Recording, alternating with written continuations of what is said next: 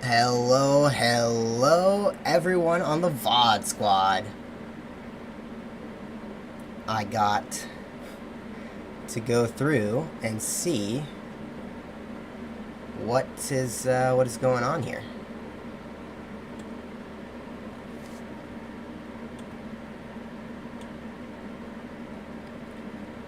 All right.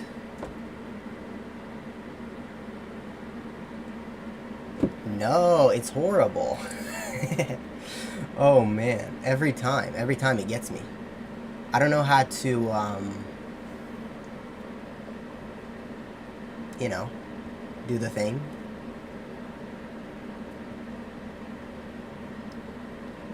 Restream.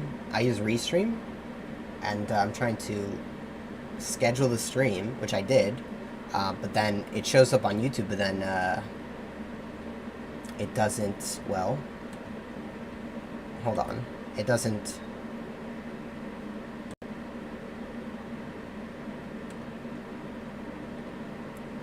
when I press stream, it doesn't do anything. It creates a new stream, basically. So, if that's the case, I have to copy and paste everything over again, which will take a second.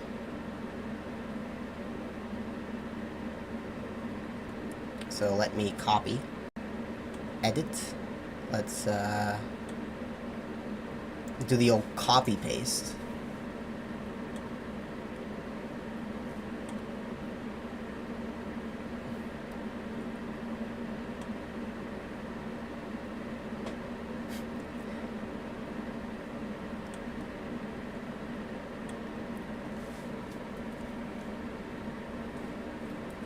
Okay, the old copy paste. Entertainment? Is that our category? No, it's travel and events, surely. Travel. It just makes the most sense. We're talking about cities, towns, places, countries, and others.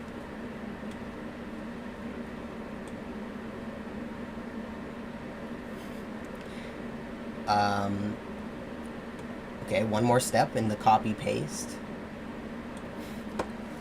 It's coming along. Oh wait, no, two more steps actually. Uno, dos, tres. What? Huh? What just happened?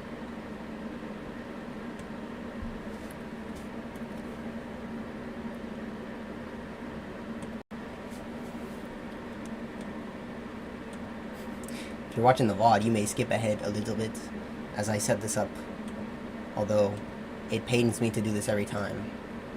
So maybe I have a different strategy, although I will say that I did set everything up twice, and it just is not connecting? I don't know what, the dealio is. Either way, is anyone here?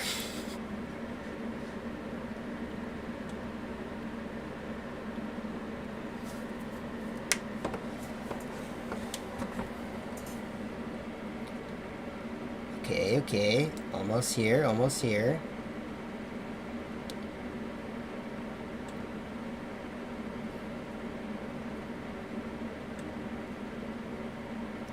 Let me use this thing called, I was gonna say Google, but I'm using Bing.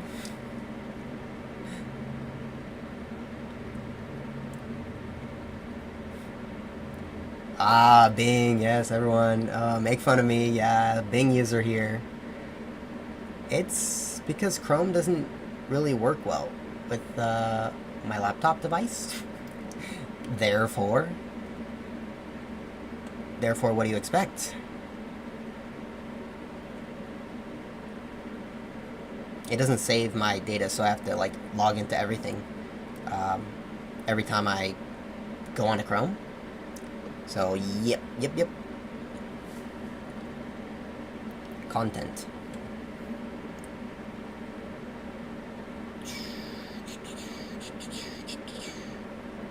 Details. Show more. Now let me just copy all, and let me paste something here, and then it should be the last thing, I believe. I hope. I wish upon a star. But we're going to be talking about a little bit of the infrastructure, the new stuff going on in Detroit. That is, well, if you see the title, it says it's psychotic, and, well, there's a reason for that.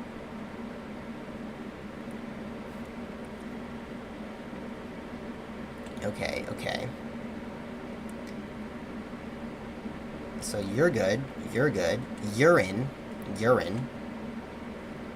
and then you,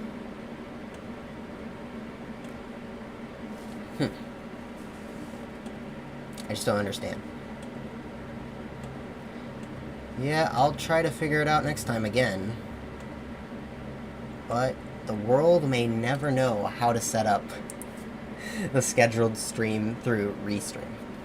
Maybe one day, but, you know, we'll get there.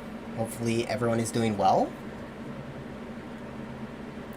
as we are almost done setting everything up here on my end, and then that should make it good on your end, potentially. Let me switch over to this screen, see what you can see. So you can see things. This is an article. I have a couple articles that we'll be looking at the beginning here, just to see how some of the things that have already been happening in Detroit are developing. So you see this has like 12 of the developments. I believe this article is from, 2019. So the end of 2019, see how some of these things are going on, and then what we're looking at in some of the future with the Motor City, America's Great Comeback City. It's kind of crazy just how many things there are, because, you know, it seems like every week I'm getting a new, like, notification on my phone, like, oh, look at this thing that's happening in Detroit. It's like, okay, there's quite a lot of things, and it's overwhelming at times, although most of them are good, so I shouldn't really complain. So give me a second here. Should I use my cellular device to do a little something? Let me go back over here real quick and pull something up.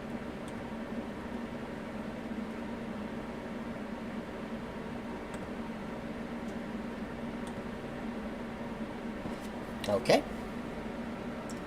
so I can see the chat now on my screen while I do something else on my phone, which is notify Instagram of what is happening. Maybe is that maybe story?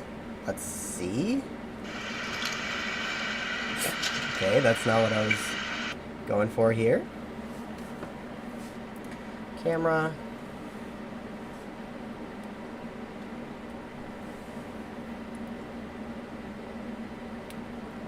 Okay.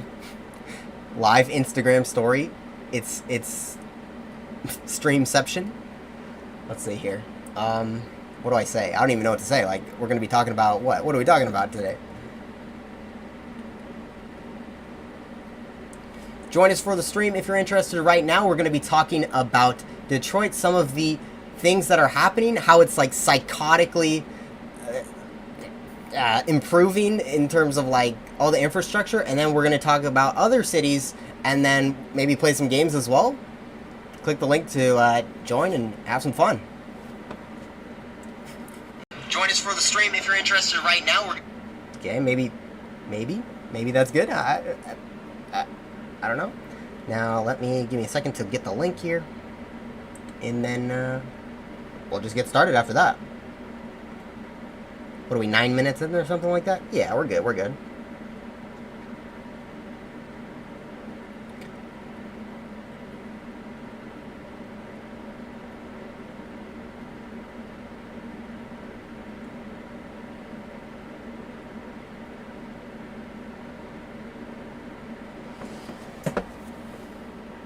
How's it going out there?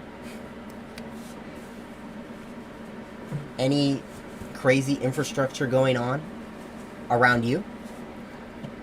Let me know, because I'm actually curious if there is a lot of other things, or in other cities across the nation, across the world even, like, what is happening there? I know that Detroit is, like, has fallen behind over, like, the past 60 years, and, you know, there's been a lot of things that have just been left there to rot and stuff like that, so it makes sense that there's a lot of things that need to be done in order to get back to that level.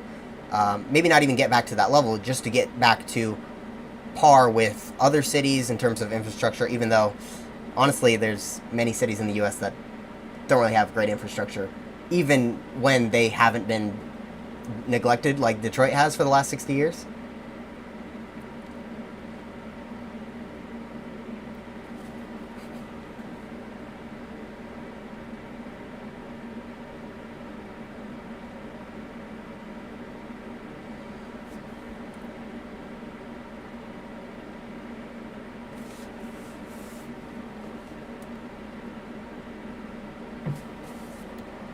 Agua. Okay, I'm just searching right now for the link to the stream, and then I'll post that on Instagram, and then we'll get started. So, let's see here. What is the link? The link? I'm searching for the link. A link to the past? A link between worlds? A link in time? Chain link. Okay, here it is, I think. Share. Copy link. Okay, there we go. A mere minute away, real quick. Things that are happening, how it's like psychotically. Psychotic. Improving in terms of like all the infrastructure, and then we're going to talk about other cities. Join us for the stream if you're interested. Right now, we're going to be talking about Detroit, some of the things that are happening, how it's like psychotically improving in terms of like all the infrastructure, and then we're going to talk about other cities. Join us for the stream if you're interested. Right now, we're going to be talking about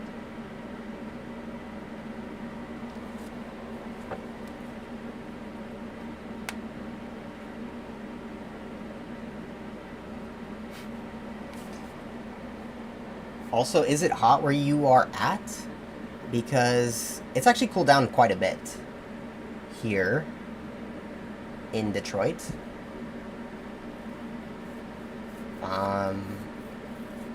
It was very hot like a week ago, and extreme, well, also humid, so that makes it a lot worse. Heat, you know, not too bad. Humidity, that's where you get me.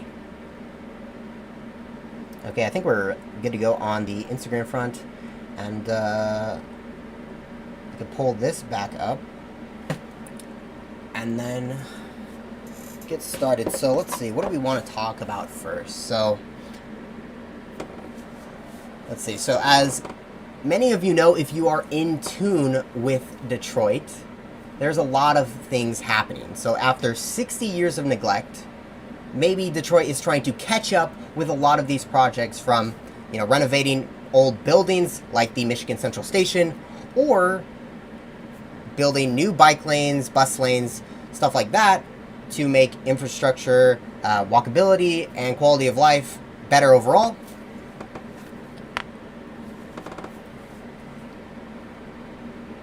So here we're going to look at all of the crazy things that are happening, and why my phone is blowing up every week with news stories about how this new thing is happening, this is expanding in Detroit, this is crazy. It's all psychotic, really. That's what I'm getting at, really. Alright, so the first thing, let's go over here real quick. And that is not what I wanted, but it's pretty close to what I wanted. I would like this. Okay, so let's see. We're gonna go to this Curbed Detroit website. If anyone does want the link, I could always do that. I might put the links in the YouTube description. later on or afterwards because I didn't put that ahead of time. But either way, let's take a look and let's make sure. Yeah, I mean, you could see it. And just let me know if you can't see something that I'm pointing out. So right now, we've got a couple of things. I'll gloss over a few, and then there's like 2 or 3 things that I really want to talk about mostly, and they're a bit bigger projects, or they're at least more interesting to the overall like connectivity of the city of Detroit. So let's start off with the Fitzgerald Revitalization Project. So I'm just going to gloss over that one because I think that's already been happening. It's just like, I guess, some of the pictures here where it's just renovating houses, and that's just been happening all over the city. It's not specifically to this one neighborhood, although I guess maybe whoever was working on it, maybe the Dan Gilbert Foundation or something like that, was working on specifically the Fitzgerald neighborhood, which is in the north, which is like this marker right here, north of, well, like kind of like north center of the city. But you know, there's many people, individual investors and like flippers and all that. They're going around Detroit because there's a lot of abandoned houses like these, if you could see that picture right there, and they're just fixing them up, either renting them out or, you know, flipping them. If I were to do that, I would probably like rent them out. I was wanting to do that, but I feel like, at least in my current situation, I don't have the funds to actually fix up something like one of those properties. It does probably cost a lot. I know you could probably get a loan that's like a renovation loan or something like that that could help you out, but I just don't think that in my situation right now that I would be able to do that. But that's something I would like to do because that increases the overall quality of living in the city of Detroit, because there's a lot of these houses. There's a lot of houses that are somewhat well kept, but not really. And that's probably most of the city. But then there's houses like these that are completely abandoned. You can't live in them at all.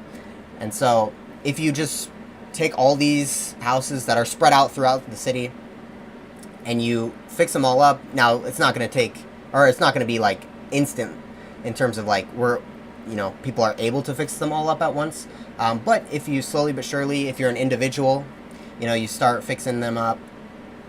If you're a company, a real estate company or something like that, it would be a lot easier. But it's just happening all over the city where these abandoned houses are becoming livable and actually really good, because everything is going to be new and updated, because, well, they all need like new stuff basically. Another thing here is the Gordie Howe International Bridge, which is the bridge that's going to go across Detroit to Canada, because Detroit is a border city. Right now there's the Ambassador Bridge, which if you saw my last video on Mexican Town, I showed that a little bit and talked a little bit about it. I've talked a little bit about it in the past, how Detroit, across the Detroit River, is Canada, Windsor, Ontario. And so, yeah, I mean, they're building a bridge. I haven't actually been near the construction other than one time, but I didn't record anything, so maybe I could do that if people are interested. I don't know really what to say about that. I mean, it's another bridge. I don't know if they're closing down the Ambassador Bridge. There's also like a tunnel that goes under the river, which is they built a while ago, a long time ago actually. So, yeah, I'm not sure in terms of like what they're going to do with the other bridge, the Ambassador Bridge. But if they keep it, that's good, because it eases up traffic on that bridge. But then if they don't keep it, if they're going to tear it down or maybe fix it up or something like that and close it down, then I don't think things will change, except for the part where it might be like further from where you need to go, in terms of like if you're bringing like stuff or like just hauling stuff across the border there. I'm not sure where exactly. It actually might be closer. I don't know where the factories or where the goods need to go from country to country, but it's interesting nonetheless, and hopefully it looks cool. You can see a little picture down here of the Gordie Howe Bridge. And I know that for sure is, like, being worked on right now. It's, okay, expected to be completed 2024, it says. Bikes, pedestrian. Okay, actually, that is very good. Because you cannot bike to Canada right now. You cannot bike from Detroit to Canada because there's no bike lanes on the bridge or the tunnel. You could take a bus under the tunnel, but that's closed down right now ever since COVID started. That's been closed down, so that would be actually very good. For me specifically, I like to ride bikes, so that'd be good. Let's see, anything else?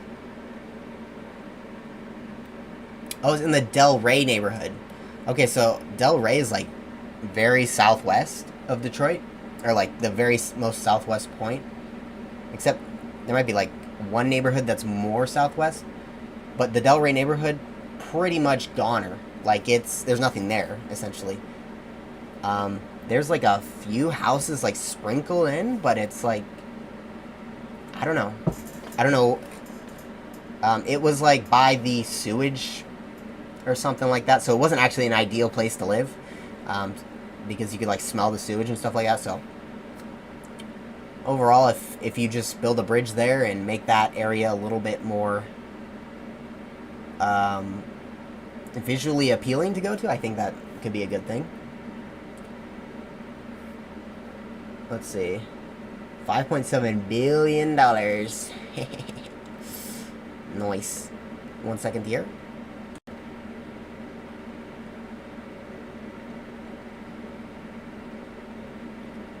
Okay. Water.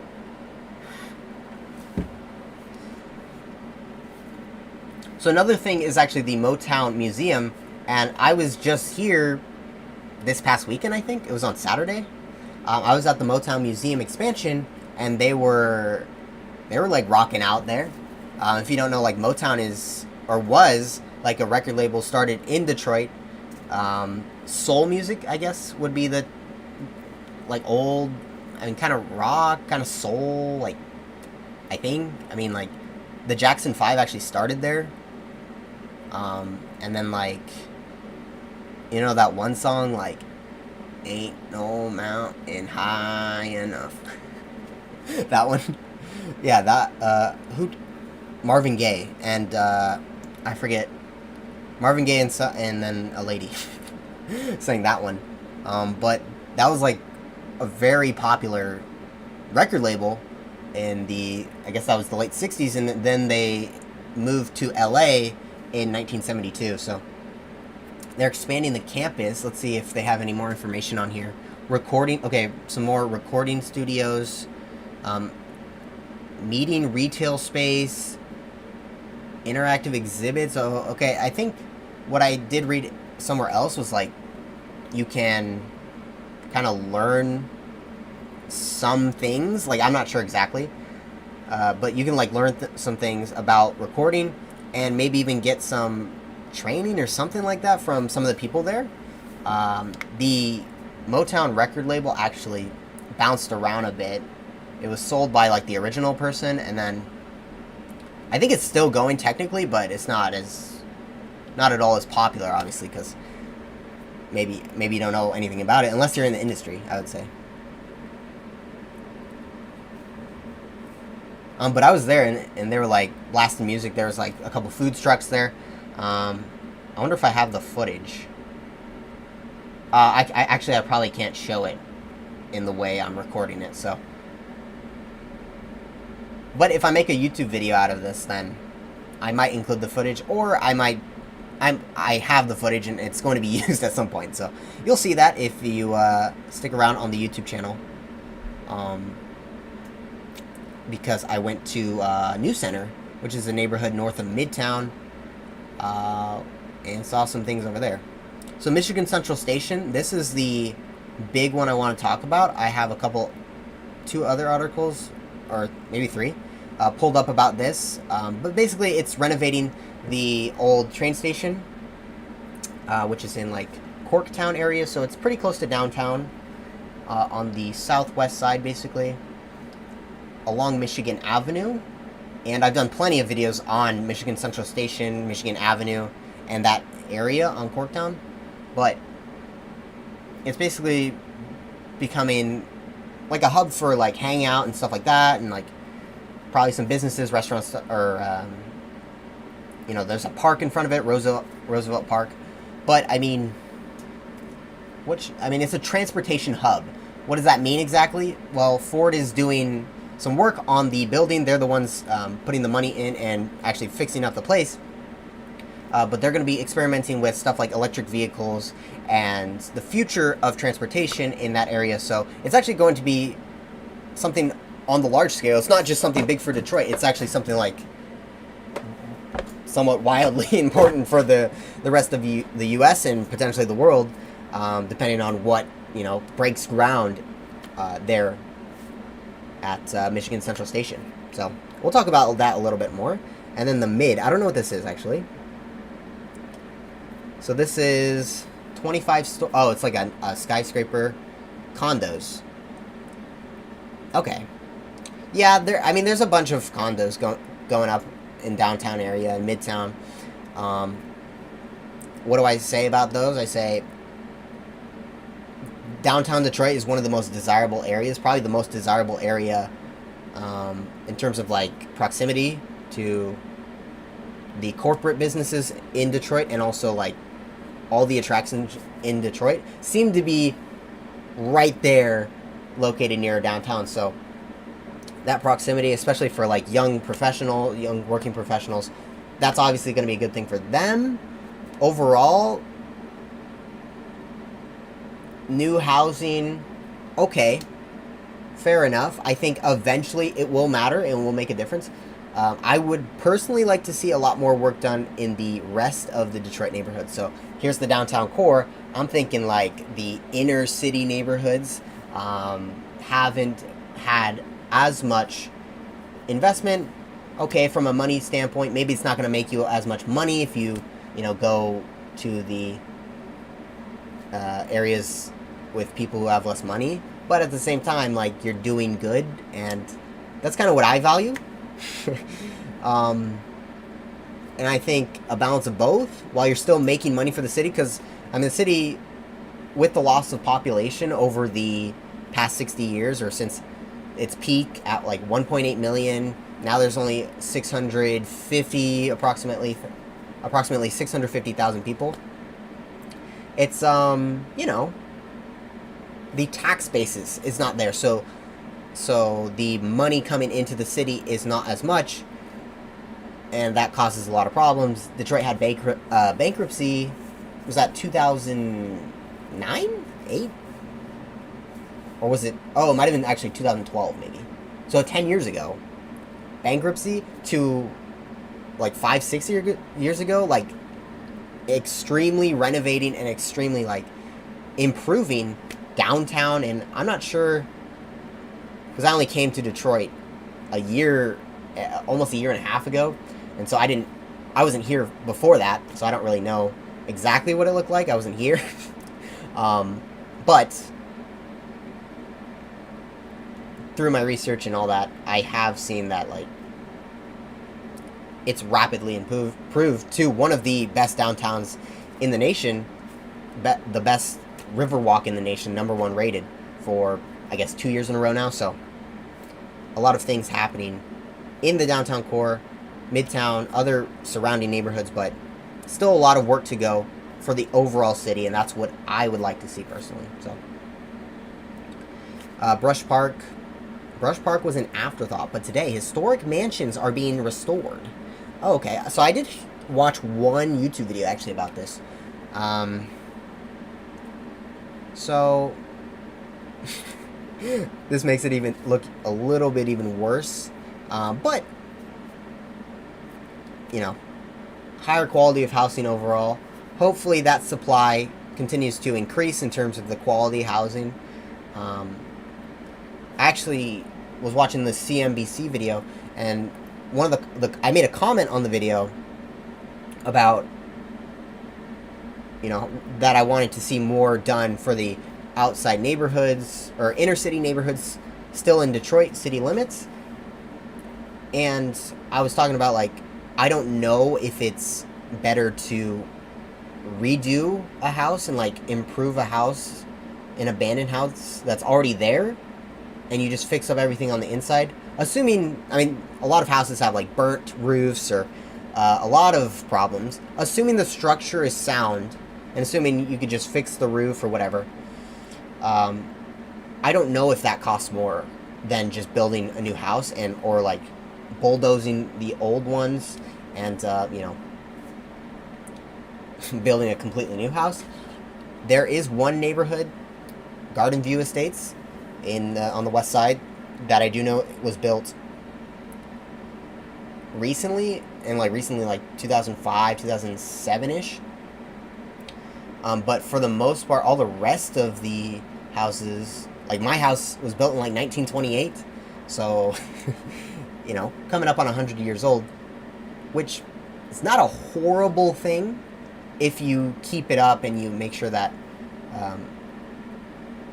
you just take care of the house. But because there's cities across the world that are much older than 100 years, or that have houses that are much older than 100 years old. So that's just the comments, basically the replies, like people were, well, first of all, people making comments on geography videos are kind of crazy.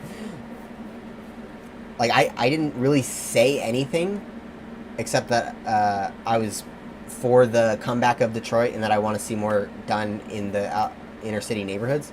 But like the comments I got are like, you never been to Detroit, you don't know anything about Detroit, obviously it's better to bulldoze and rebuild a new house, all those houses have like, are like coming out of the ground or whatever. I'm like, I didn't even say anything. Oh man, I didn't even say anything, man. I was just asking the question, and you come in like, you never been to Detroit. Bro, I live in Detroit. Like, there is an abandoned house within a mile of my house. It's not like I haven't seen them before. I also do videos on them from time to time on my YouTube channel, so I didn't really respond or anything because I got like so many comments or replies to my comments. I was just reading through, and some people just go psychotic mode and just start like, I don't even know, man. If you know what I'm talking about, you know what I'm talking about. They get angry. Because, a lot of people think they know everything. Now, I'm not saying I know everything. I don't.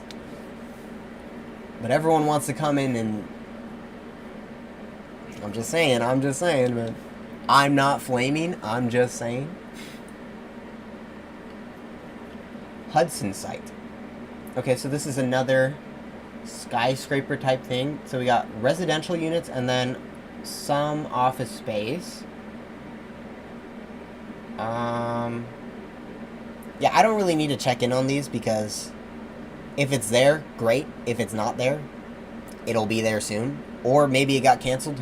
The new skyscrapers, there's plenty of skyscrapers in Detroit. I won't notice if there's one more or one less, to be honest. Unless there's something inside of it that's like really great in terms of like bringing the community together, some sort of attraction inside, or business space, or just like workspace to chill and hang out, then that would be pretty cool. But other than that, it's like skyscraper, been there, done that. And then the Monroe blocks. So I don't even know. This looks like a little area to chill. I don't know. What is this? Little office tower, little residential. Okay. It's the same thing over and over. Now this looks... that building, I don't know what's inside, but that building looks kind of sick, huh? I don't know what that is, man. What is this? Hold on. What's it called? Detroit Center for Innovation. Okay. Dan Gilbert here again. Oh, okay. It's a University of Michigan, a campus focusing on high-tech research and education. Okay, so not maybe exactly what I was hoping for.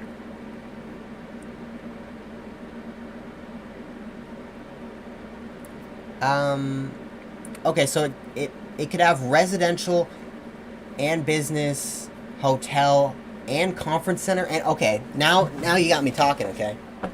So, that reminds me, the comments I got was like,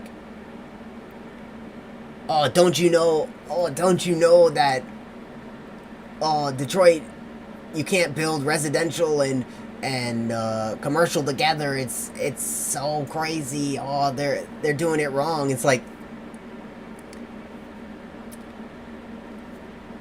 have you been to the US before? You're acting like Detroit is the only city that doesn't do commercial and residential, which apparently they do, according to this, at least. Zoning laws. Like, zoning laws in the US, like in California, when I was there, I heard a lot about that and did a lot of research there. Like, yeah, zoning laws are trouble there. Zoning laws are an issue across the US because one of the main issues with the US is that the connectivity, highways and cars overrun the cities, the walkability of cities, the community of cities where, you can go.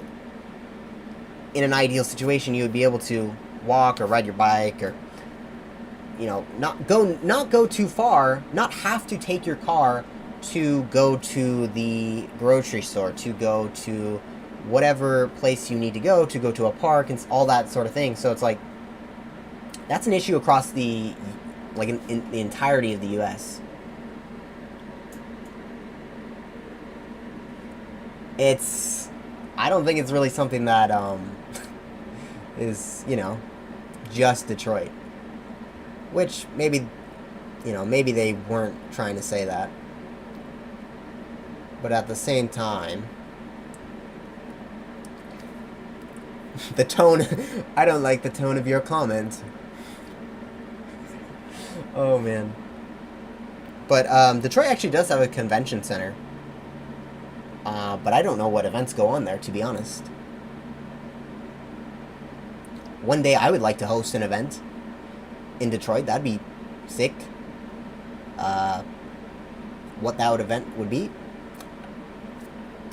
I don't know. So this one right here, okay, the Joe Louis Greenway.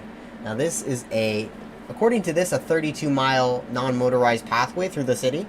Well, I would call it a 26-plus mile bike path / pedestrian path that connects in kind of a circular fashion many neighborhoods of the city with each other through a path where there are no cars involved. Although I think some parts of it will have you like cross the street via crosswalk or something like that. It's basically, it's going to run through downtown along the riverfront, I believe, and it's going to take a long time to finish. It's going to take like 10 years to finish. And they've actually already started working on it, so I did do a little update on some of the progress.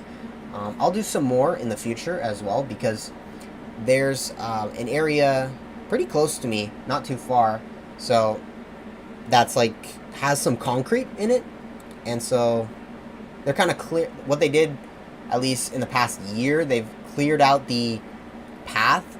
I only know about the area next to me, so I don't know about every single part of it. It's a huge thing. It literally goes around the entire city for the most part, although not quite the entire city because Detroit is huge. But this is kind of a picture of it. So this is like going over like a highway, I guess. But it looks like, from what I could tell, you got some people walking, biking. You got some plants along the side. It looks like gravel in that picture. I hope it's not gravel. That wouldn't make a lot of sense, to be honest. That's hard to ride your bike on.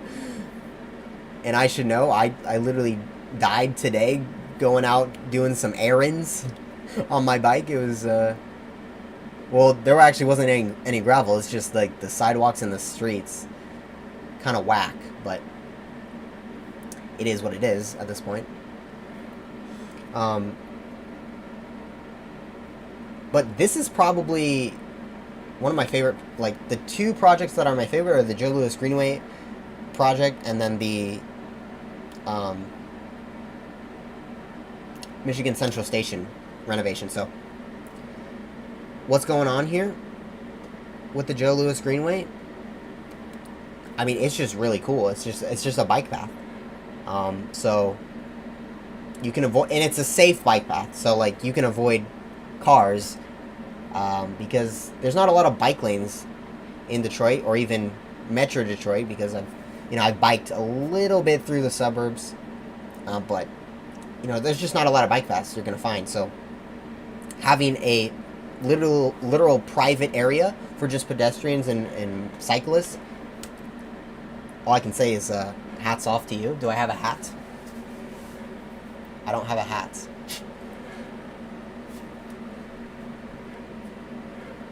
Cleats off to you.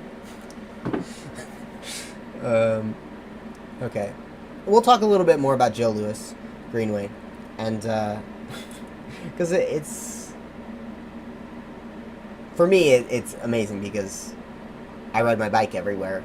Or I take public transportation sometimes, but I'm a biker at heart, I guess. Maybe. I don't own a car, so that's why.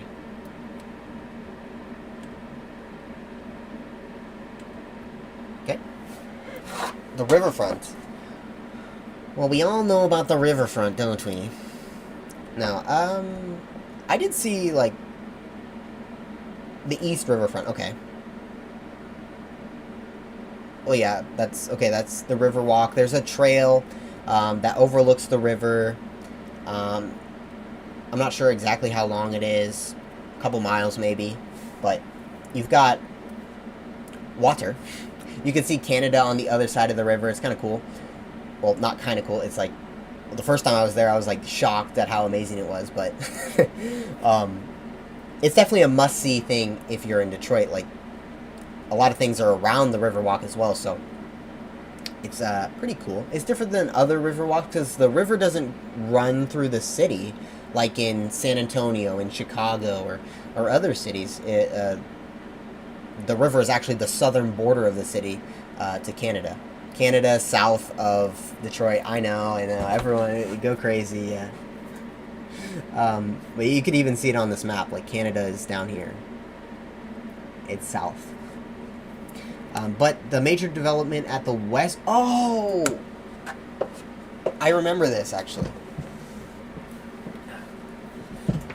I remember this because I was trying to get some footage of, like, the west end of the Riverwalk, because I never went over there at the time. And then I saw a sign that was like Ralph Centennial Park being built here, so the west side of the riverfront is going to close for a certain amount of time. And then maybe next year, I'm not sure exactly when it's going to be finished, maybe 1-2 years, something like that. And the west side, I'm not sure what's going to be over there, though. Definitely a park. Okay, so this is actually saying that the Riverwalk will extend all the way to Belle Isle, which, if you're not familiar, can you see this on the map? Hold on. You can, okay, let me actually move over here. Okay, so hopefully you can see this, but this is Belle Isle. This is an island on the Detroit River between Canada and Detroit, and so it's part of Detroit. It's in Detroit city limits. It's a state park, I think, officially now. It used to be a city park, or a Detroit-owned park, but now the state, I think, has control over it. But essentially, you get onto it, like, right about here. So the Riverwalk is, like, down here where this, like, red marker is, and then this area is not really connected. It's connected by, like, Jefferson Avenue. But that's not, like, right on the water. So if they're saying that it's going to extend all the way to Belle Isle, that's pretty good, because then you don't have to, like, worry about, well, maybe. But, like, it's much more easy to ride your bike over there, or maybe, like, a motorized, like, scooter or something like that, an e-bike or something like that. Getting that over from the center of the Riverwalk to, like, Belle Isle, which Belle Isle has a bunch of attractions itself. I was there a couple weeks ago, and the Riverwalk, Belle Isle, probably the two things you have to see in Detroit.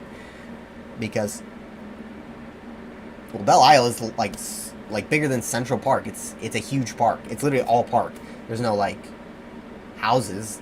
There's museums on it. There's a casino on it. There's a couple of restaurants, and then a bunch of, like, paths and stuff. So there's even a beach, which I believe it's the only beach in Detroit. But it's decent size, at least. And a couple of swimming holes, stuff like that. But if it does extend... Okay, I didn't know it was going to extend, so that's something new. And then Fiat Chrysler plants. Okay, I thought they already did this.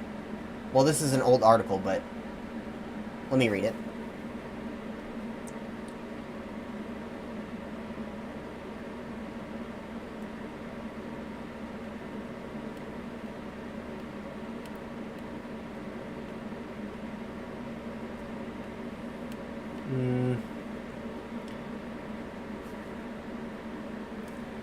Okay, so it's saying...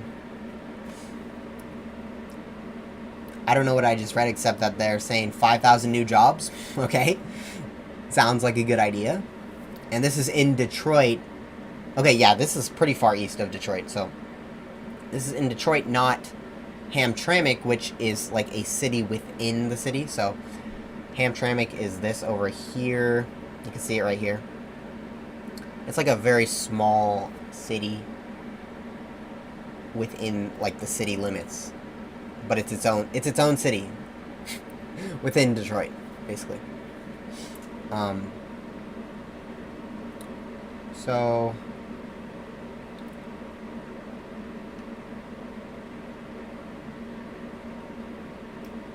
I guess they're retooling the plants. They're doing they're updating the plant. Maybe it hasn't been used in a while or something. Something. Okay, that's it.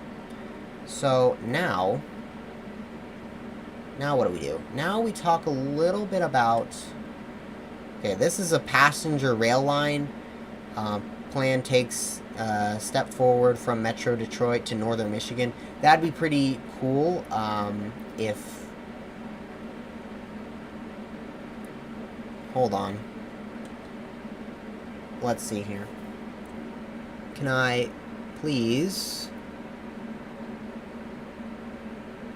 Let me do something real quick.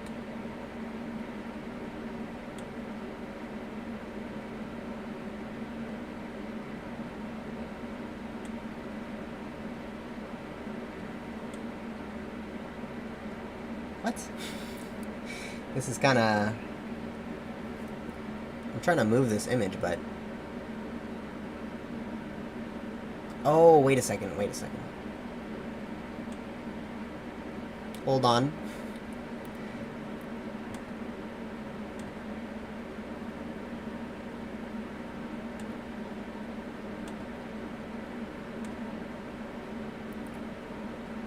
I want the right.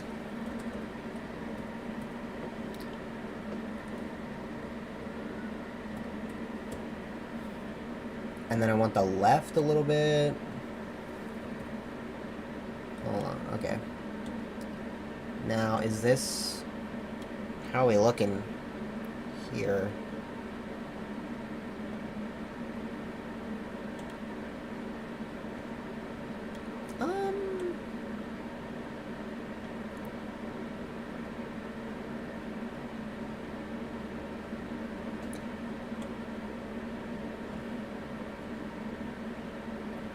I guess that kind of works. I'm trying to fix the thing. The imaging of it.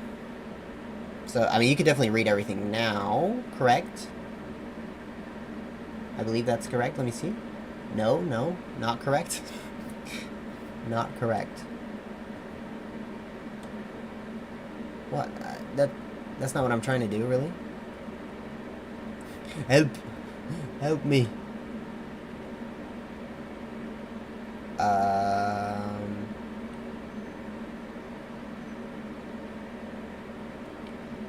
Okay, I can fix it. I can fix this. One second, one second. It's the right side that I would like to see more of. So I'd like to see more right side. And then I would not care to see as much left side.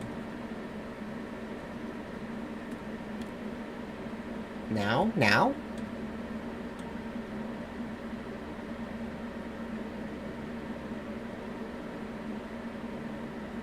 I think that's good.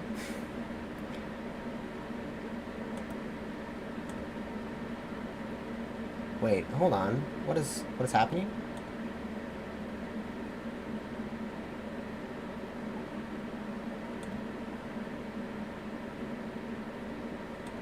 Okay.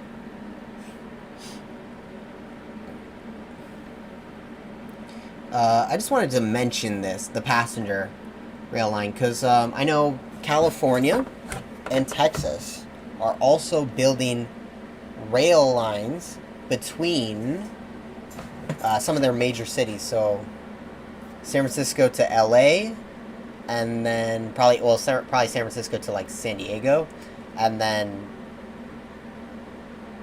Austin, Dallas, well, San Antonio, Austin, Dallas, Houston, like a triangle. How's it going with those? I know they're not done. I did see a little bit of information on the California one.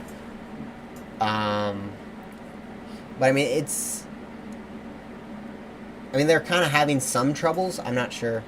I would have to go back and search that up. But I know they're trying to work on those. The issue with, like, you know how Japan and Europe and, like, some other countries out there have, like, rail lines? Even, like, Morocco has, like, a rail line. I believe. I could be wrong on that, actually. But they've got high-speed rail, which, like, the U.S. has Amtrak, and Amtrak, it doesn't really go that fast. Let me actually use my my search engine. How fast does Amtrak go? 150 miles per hour. Okay. How fast does Japan train go? What? That's not even that much faster. Oh, it's up to... Okay. Yeah, I know that there's one section... More than half go 100 miles per hour. Okay. And then Japan... Top speed. And I believe this is the same dealio. Maybe a few nooks and crannies through mountains and stuff like that go a little slower. But I know that, like... Can you see this, by the way? Oh, you actually can't see it. Oh. Ooh, awkward. Awkward. A little bit awkward there.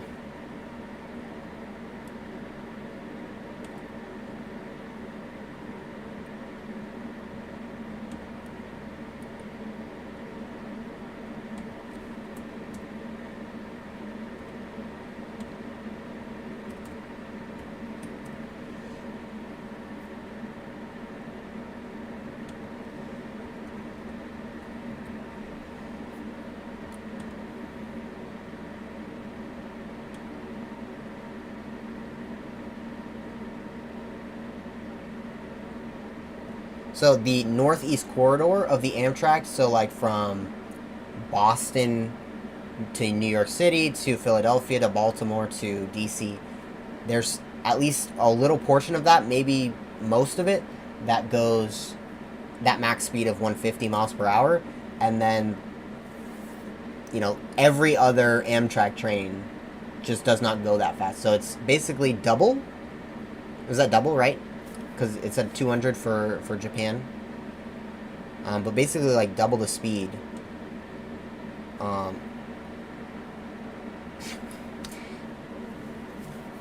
You know, maybe you don't need at least like a train that goes from New York City to LA, but at the same time, it's ideal to go on a train. I mean, it's faster to go on a train, like not as much security, stuff like that.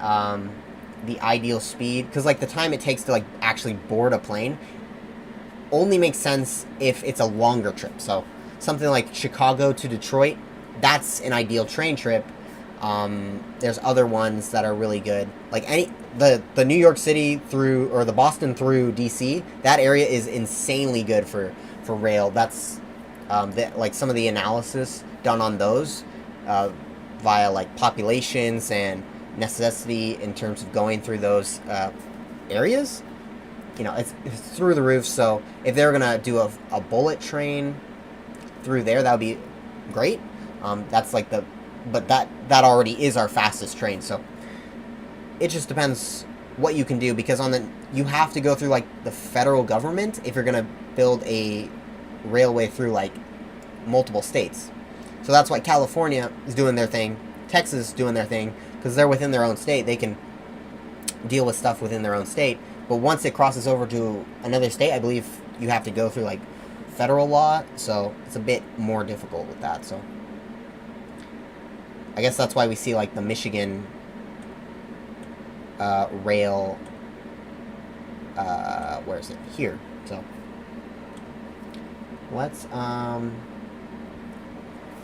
so we're going to talk about this, and then we're going to talk about the Ford renovation of Michigan Central Station, which is insane in terms of the walkability. It's kind of a starting point that a lot of cities across the U.S. can actually look at and say, let's do it like that, or let's build upon this idea, because it's just going to make quality of life overall better.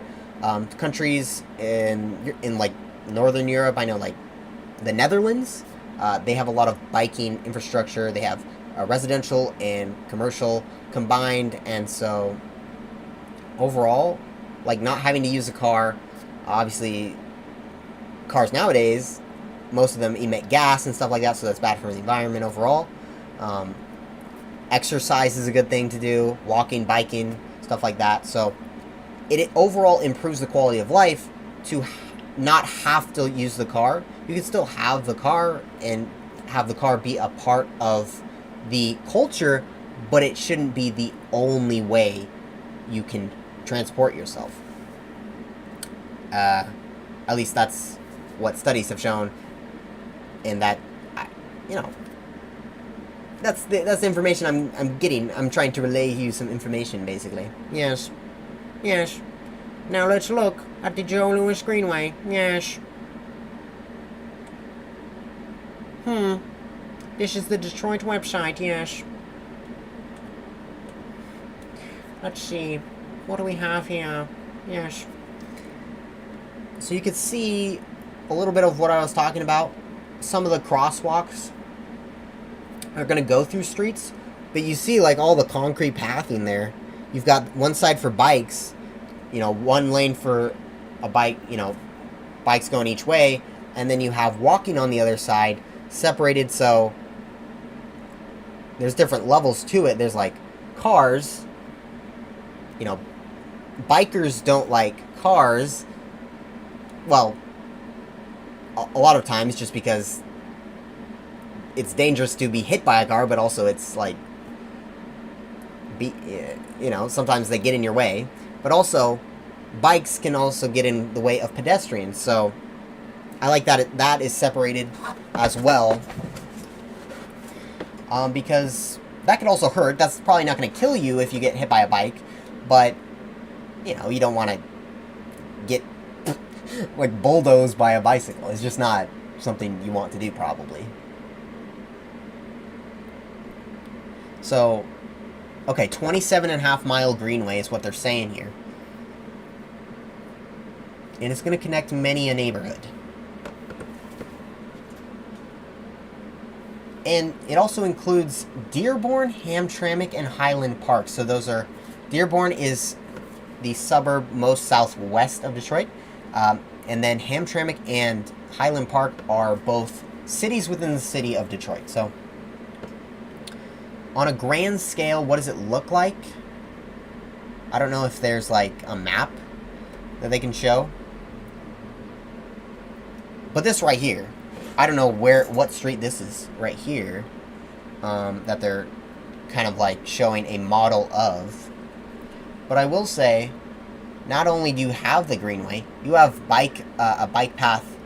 You see, like this guy over here, he's like on a bike path himself along the road. So that's obviously the most ideal situation, where you can be safe as a biker. You got these like pillars that separate the road and your bike path, and then you also have a sidewalk which is separated from the bike path as well. And so that's the most ideal situation, where you have a protected bike lane wherever you go. Also, the bike path that, you know, runs through the neighborhoods, being the Joe Louis Greenway. That's obviously something I am looking forward to, and hopefully I can try it out one day when that is complete.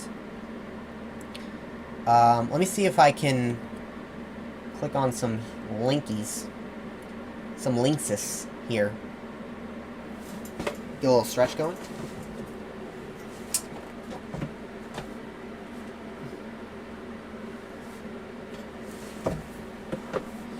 Little linkus.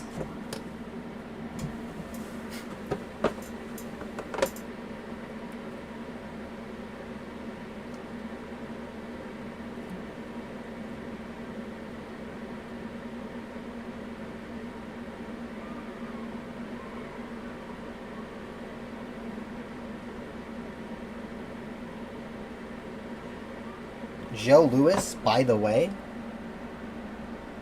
is a boxer. By the way, if you didn't know that, that's him right there. As a matter of fact. But let's see if there's like a map or something. That's the mayor, Mike Duggan, this guy. I'm just looking for a map, really. Little bicycle action. You know, I didn't join a bike gang. And it's not like an actual gang. It's more like more of a charitable, fun group of people who just enjoy riding bikes, you know. I did see that before I moved here. Little Facebook group. See, maybe I should check back in, see what's going on with them. Because they were like giving back to the community, stuff like that. So that's always great. Maybe try to join them. Okay, here's a map. Here's a map. Now, is this the full map? I don't know. Let's see. Can you see this? Hold on. Hold on. Oh, it's perfection. It's on your screen. It's loud and clear. It's so good.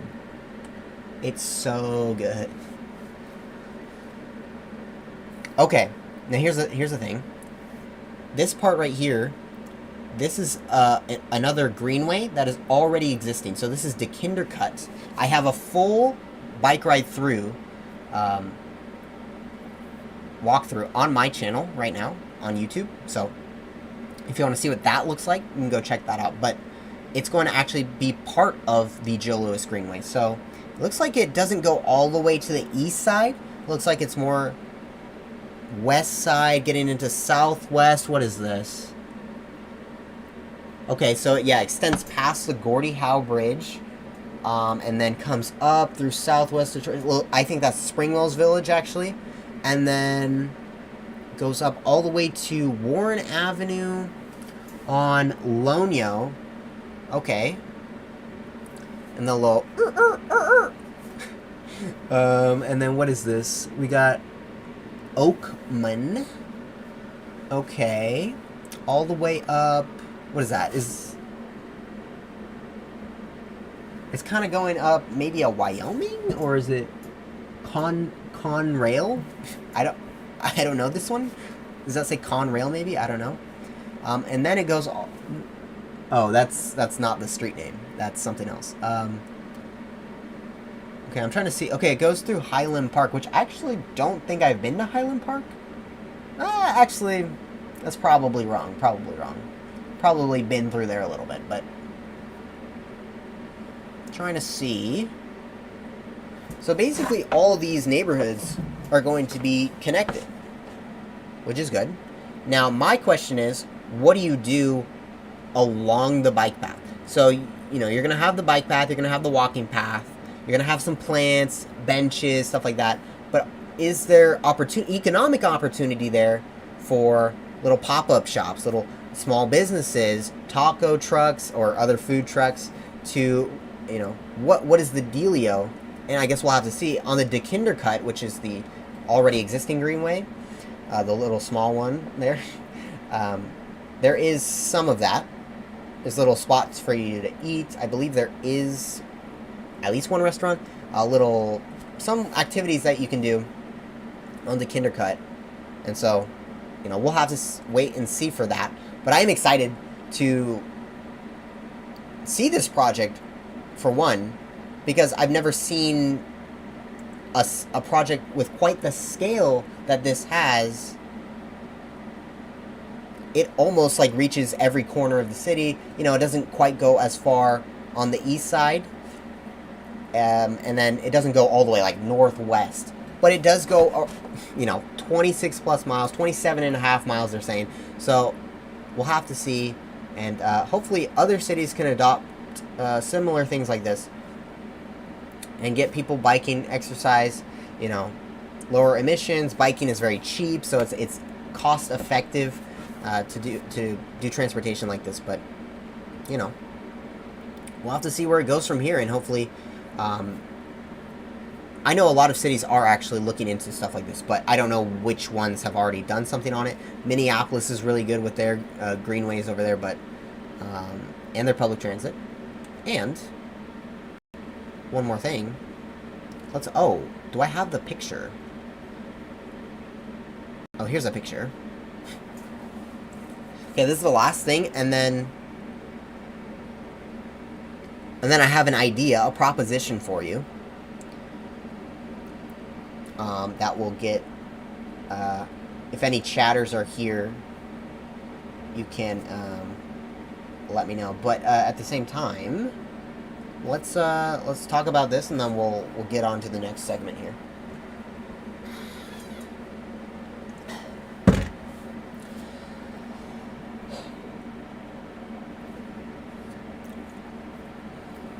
So, what is there to say about this? So I don't know exactly what the Michigan Central Station renovation is going to unveil or bring to the city of Detroit.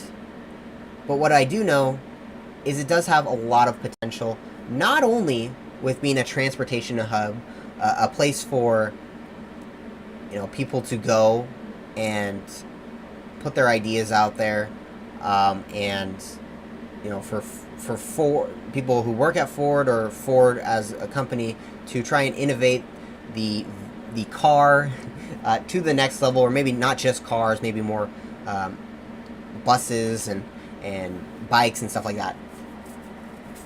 But with all that, there's also the park in front. So this is going to be another probably pretty cool hangout spot attraction in Detroit, with close proximity to the rest of the bulk of the attractions in Detroit. And so that's going to be something that is pretty great, hopefully. And then also, they're going to have the first, I believe, bus-only lanes, and they're going to improve the bike lanes in the area, although they are the best in the city, so why are you improving what's already the best in the city? I don't know, but I guess we'll take what we can get. But we're kind of like on the verge, and I think this is probably, you know, years down the road, but I think we're on the verge of something, somewhat of a transformation in transportation, being that I think that at least in cities across the U.S., we're going to see more things that I've already talked about. Walking, biking, closer proximity to things that you need, so that you don't need to have a car necessarily, but you can still have a car. It's just not going to be the only focus. I have a picture for you. Let me see. I'll pull it up maybe at the end of what I'm of the next few things I have to say, but basically, this is not exactly what I'm trying to show you. Maybe I just pull up the image right now. Hold on. Let me just pull up an image. Imagen. Image.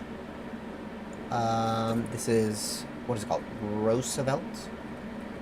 So this is an image of a picture I took at Roosevelt Park. And let me pull it up first.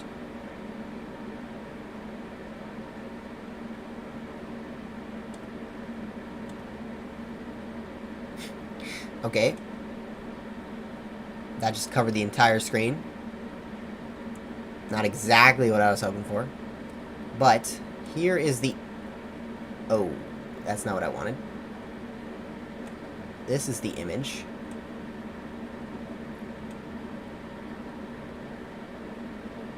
So, I was right out front of Roosevelt Park, and this is what I took a picture of. This is a little board, little plan, little Construcción Próxima Verano 2022, which means construction coming, summer 2022, which happens to be this moment in time.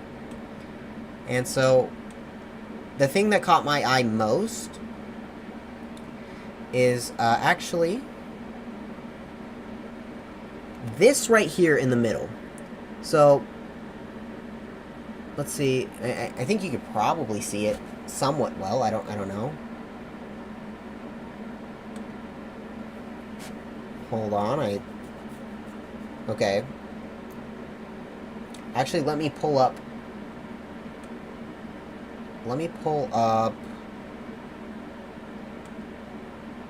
Oh wait, you can't see anything right now. Okay, actually, this actually makes a lot of sense right here. So what I wanted to show you is look at the middle of the, or kind of the red, there's a red strip in the image, and this is a bus lane, a bus-only lane, and they don't have those here in Detroit. I know that they do exist in Minneapolis, but they're expanding the lane, or basically the street. I think maybe they're getting rid of the parking. Is this true? I don't know. Maybe so. Hold on. Wait, this actually makes a lot of sense now. Hold on. I've just figured something out. One second here. Okay, here we go. Now I can see it. Okay, so basically, Roosevelt Park, this is the park in front of Michigan Central Station. That building in the back there, the big one, is Michigan Central Station, the old train station, you know, long abandoned, but now being renovated. So, what is this?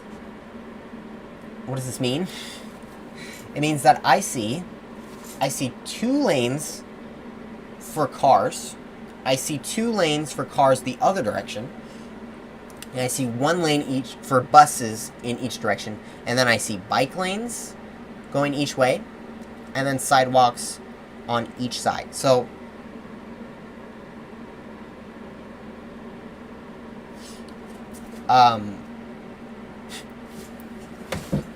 right now, it has parking on each side with 2, or okay, it's basically the same thing with just parking on each side instead of the bus lanes in the middle. So I don't know if they're I don't know if they're expanding the street, or if they're going to like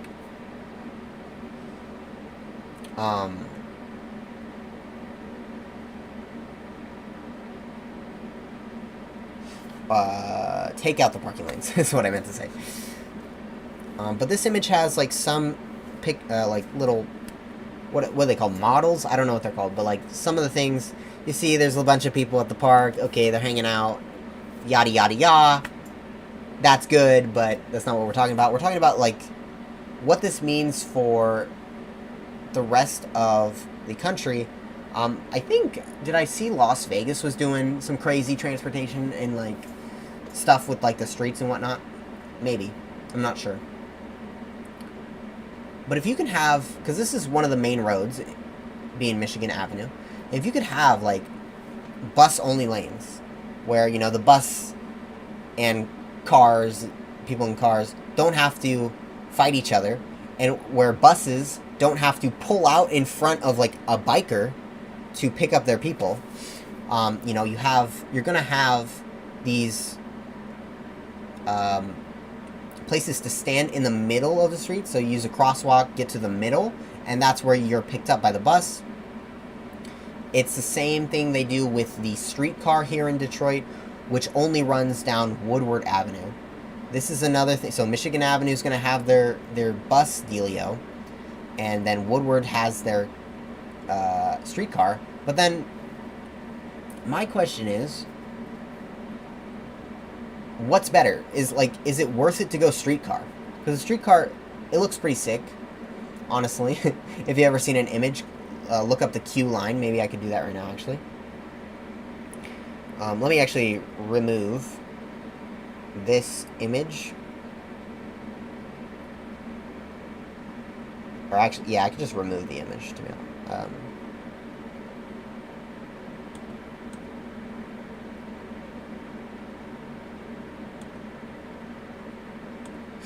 Let me show you what a Q line looks like. It's sick because it's red. It's cool looking because it's red.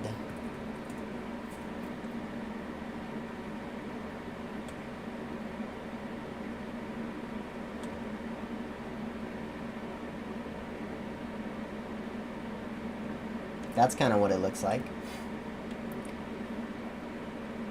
Wait, this is not red. Although maybe this is a specialty design. It's like a little thingy. I don't know if this is... because it's basically a bus. When you think about it, it's basically a bus, except you bring... like, if you have a bike or a stroller or something, you bring it on. And it's easier to do that, maybe? I don't know, really. Like, maybe a bus is harder to maintain, but maybe this is harder to maintain. I don't really know which one is more ideal. Maybe eventually this, you could expand like a streetcar like this and make it fit a lot more people. But let me look something up here.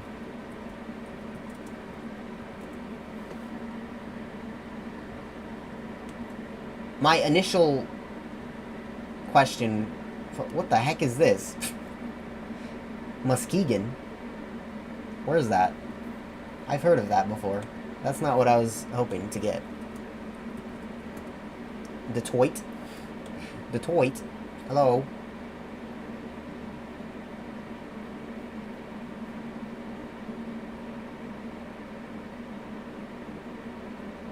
Okay, never mind. Let me just go back to this image, surely. Anyways, as I was saying, what was I saying? Anyone, any knowers in the chat? Oh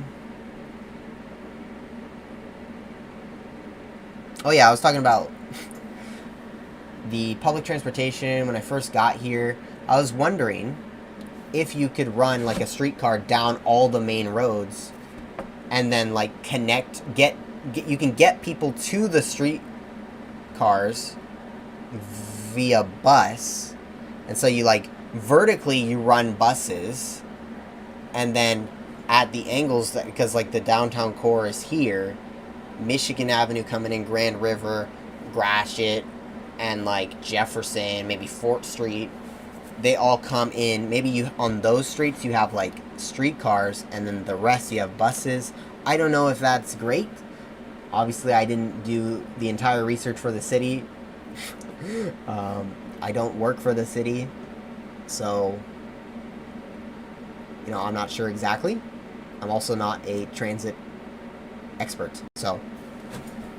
But that was just my thought coming in. But you have things like bus-only lanes. At least the stats I read from Minneapolis shows that it does work faster, and you can get, you could just do things more efficiently when you're the only thing in your lane, basically.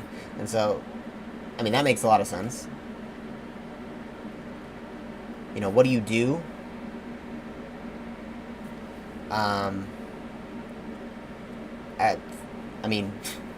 What I mean to say is, so what's the dealio with cars? Are cars going away? No, cars aren't going away, surely.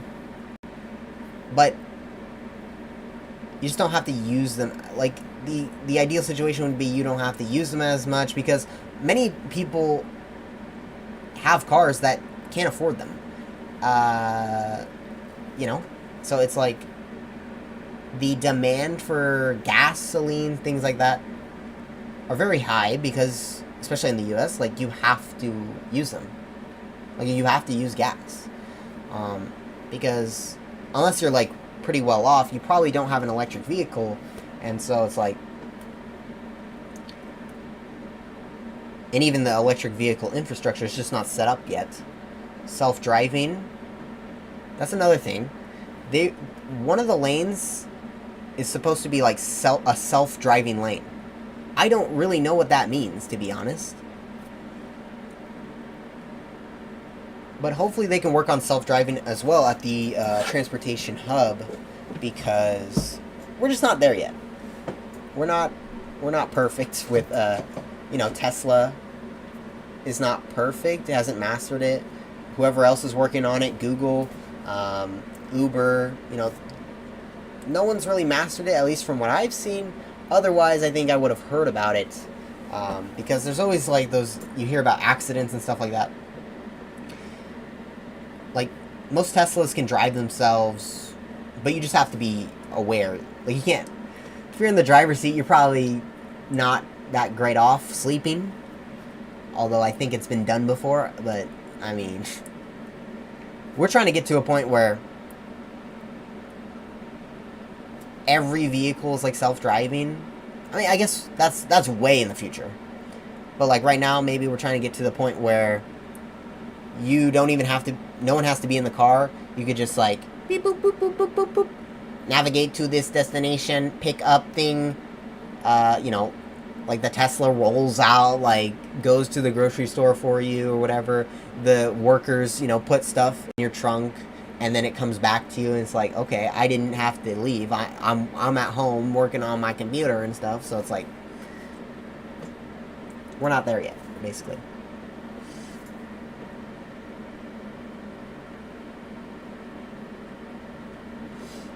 Give me one moment, please. I need to plug something in.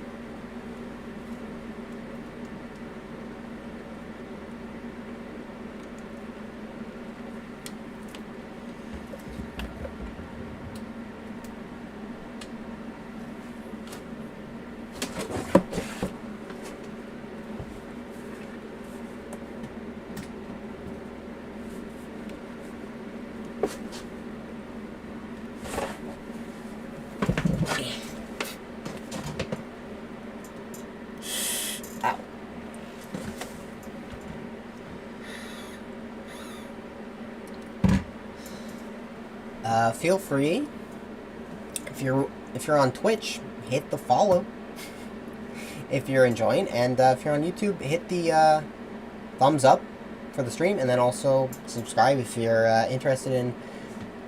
You don't have to necessarily be interested in Detroit, but that helps. I think for this channel, I think a lot of my content is on Detroit because I do live there, and I recently moved there. But at the same time, I will try to do, I have done in the past, like, geography stats. Like, I've done, what's the highest crime rate in the U.S. Right now, or other things like that. I want to talk about other cities, not just Detroit, but it helps being here and being able to film, areas that I talk about, so you can see them and also I can give better perspective because I live here, and I do research on my city, a lot more than other cities. Although I have done a lot of research recently on other cities too,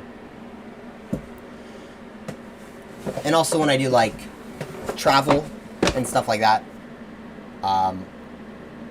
I'll be recording with my action camera out there in the new areas, and hopefully can do some fun content with that. So maybe even this year we get to do some traveling. Maybe, well, my goal is at least, well, probably like 1 to 2 trips per year. So this year we didn't do, well, starting probably next year 1 to 2, or starting next year hopefully 2, and then this year hopefully we can do 1 by the end of the year. So there's that to look forward to.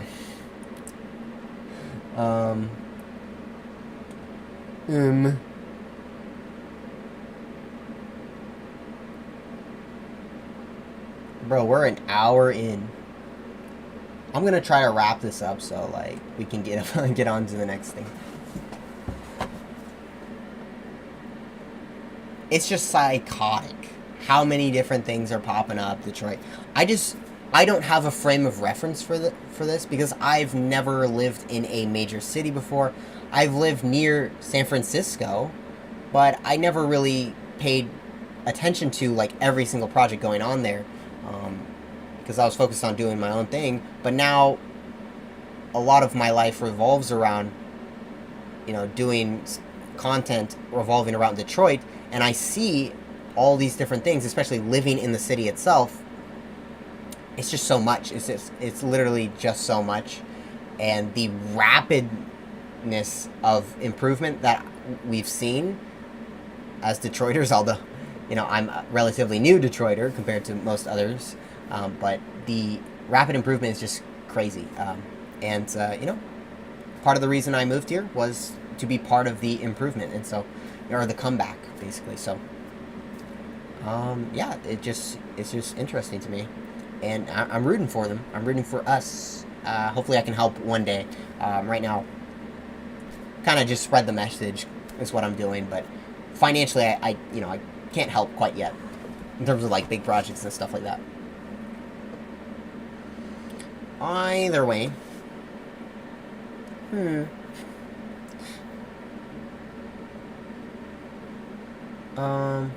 Anything else I wanted to say here?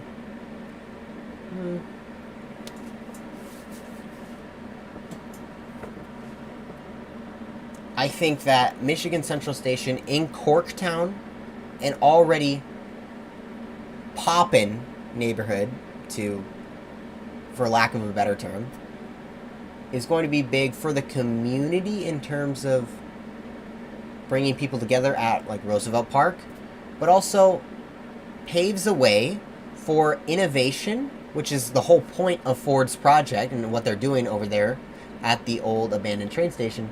And maybe cities who don't have anything like this can look towards Detroit now, even after Detroit has been beaten down and hated on for all my life at least. Now Detroit can maybe be a beacon. It's Detroit still has a lot of things to improve on. There's no doubt about that. Like the poverty in the city, crime rate is very high. A number of things. Education is probably the most important thing. Getting the future generations out there and educated, that's great. But that will take time. And I think as these projects roll in, I think it's only, I don't know if it's not only a positive, but it just gets me excited being a Detroit resident. And then also, if you're coming to Detroit, if you're going to, maybe Detroit will more commonly be put on most wanted travel destinations. If you're going to Chicago, come to Detroit as well, like that sort of thing. And between Chicago, and Detroit. There's like 3 cities right there. Obviously, the East Coast is like more close together, so like New York City is really close. Cleveland, like other places in the area. It's just I think Detroit will become more prevalent on people's radars. Now that not just these things are happening, but even the things that have happened in the past, like 5 years. And, we'll see where it goes from here. Real estate's crazy. Like, the home prices have gone up an insane amount since, like, 2020. Rent prices, that's the downside of it. I don't know exactly what you do about that. I think a lot of supply would be great. And so kind of need to get on that in the rest of the neighborhoods that are not near downtown. But overall, I think Detroit is going in the positive direction. And I would love to hear what you have to say. And yeah, any of your thoughts, basically.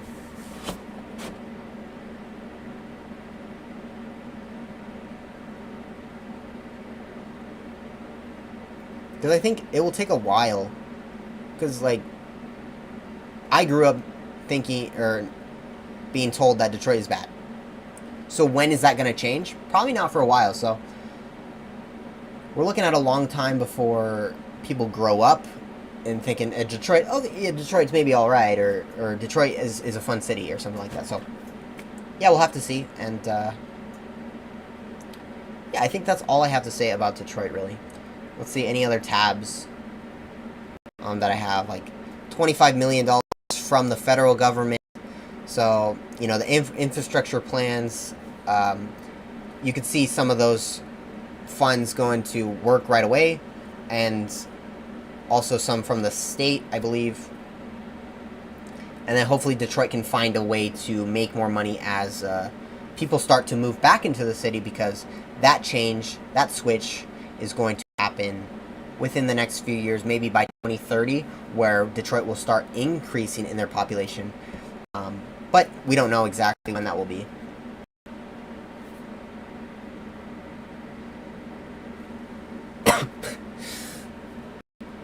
Yeah, I mean, sheesh. Oh, I could save... Is anyone... I don't know. Is anyone, like...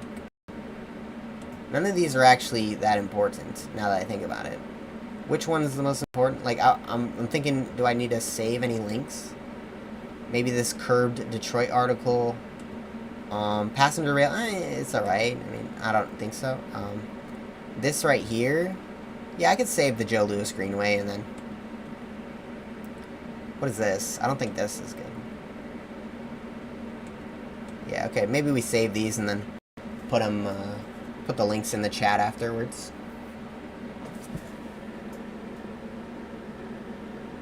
So now... I was thinking about this new segment I can do, where we take a look at other cities, whether in the US or throughout the world, and kind of in a way like criticize them. I don't know if that's something would be interesting, or kind of do what we did with Detroit and like look at the projects or what's going on in the city right now, where it's heading, and then just essentially see what's going on at a more like I don't know what's it called, in-depth level than just like I guess maybe not a super in-depth level. I don't know. It's still like an idea, basically. So like, for example, we would go like Guadalajara, okay? And then we look up like what's going on, because I heard something's going on. I forget what exactly. Is it transportation related, maybe? I don't know. Something's going on in Guadalajara. A big project, I believe. So like let's see what would happen if I typed in like Guadalajara. Guadalajara news. Like, see what happens. And then you could also like look at some of the stats of the city, like education and crime, if we can. Although outside of the US, I don't really know how to find crime stats.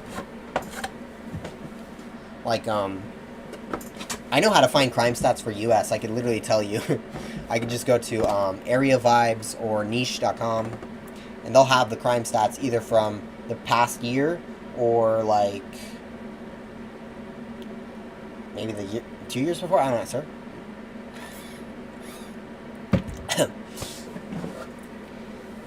But like, let's see what happens. What happens? New homes in Guadalajara. And also, I could just give you a little information I know about the city, because I have researched Guadalajara, and other cities like in Mexico, because I'm interested in visiting Mexico. Great place, by the way.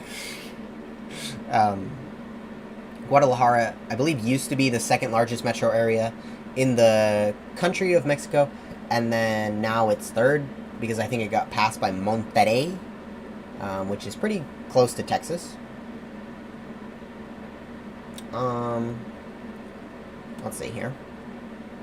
Guadalajara. Guadalajara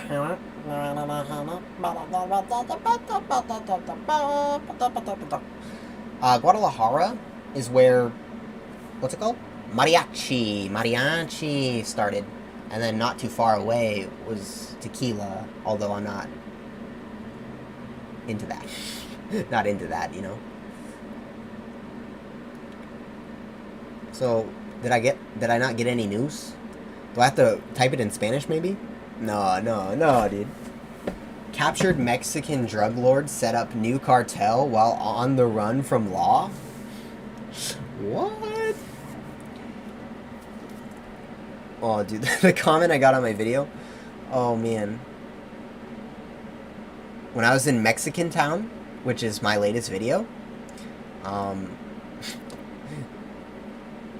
my short video, I had a comment where it was like, I'm surprised the replica cartel wasn't there. I'm like, man. Like, I don't know what to say to that. Like, I don't know what your tone is. Like, are you saying that the Mexico is overrun by the cartel? Yeah, the cartel has a presence, and, like, that's a major issue in Mexico, but, like, if you go to Mexico, you're most likely not going to be in much danger, or are you saying, just jokingly, like, but, like, it doesn't make sense, because you're not going to see the cartel if you go to Mexico. I mean, you can, but it's unlikely. And if you do, maybe you're already dead. I don't know. What was that? Apparently I'm not getting any news. A lot of crime. Maybe that the U.S.'s version of Mexico is a crime-ridden, crime-invested place. When in reality, it's similar to the U.S. in terms of... it is similar. I don't know which one's higher, although I did recently try to find the stats. Couldn't quite find them. I don't recall. I think maybe more violent crime in Mexico, but overall crime was more in U.S. I don't recall. I don't know. Howdy. We just finished talking about some of the things going on in Detroit. The crazy amount of things that are have been happening in Detroit, and then now we are some of them like transportation hub, new bike lanes, bus lanes, stuff like that. And now we're going over trying to see what information we can look up on Guadalajara, because I'm trying to expand my reach to not just be a Detroit only channel. I do want to talk about like other cities as well, so I just randomly chose Guadalajara because I've been researching like Mexican cities a lot lately, and I'm trying to see if I can find news. I don't know if I have to like type it in Spanish or not. Like, I don't know. Like noticias, like news Guadalajara. I don't know if it has to be in Spanish, or like what pops up differently. I don't know, man.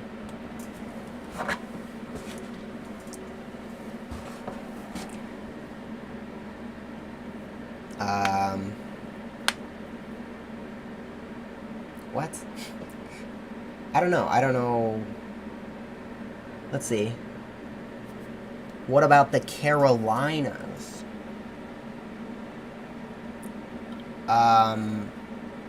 What about them? I would say that they exist. They are known to be beautiful. And they have, I know for North Carolina, you've got the Appalachian Mountains on the west, then you have the coast region, and then you have the center region. I forget what it's called, but they kind of divide it into 3 parts of the state. Charlotte, North Carolina, I believe, is probably the most populous metro, and then Raleigh. South Carolina doesn't have a lot of people.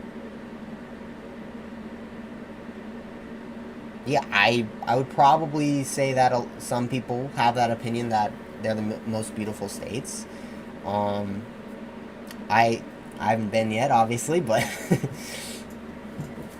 one day, although I'm not actually that interested, for whatever reason, in the southern United States, just because I don't know. I feel like maybe the history of some of these larger cities up north, like Chicago, New York City, Boston, DC, stuff like that, Philadelphia, are more intriguing to me. But one day I will go to the southern United States. It's just a matter of when. Maybe okay. Let's take a backseat. We'll look up. Let's see what's happening in Raleigh, North Carolina news. Let's see what's going on here. We'll come back to Guadalajara if we figure that out, basically. Let's see here. Okay, shooting, but, there's shootings everywhere. We just can't... we just can't afford it. I thought that was talking about housing. Maybe not. Okay, these are not... maybe I have to be more specific. Raleigh... public transit. Let's just see what's going on here. Go Raleigh.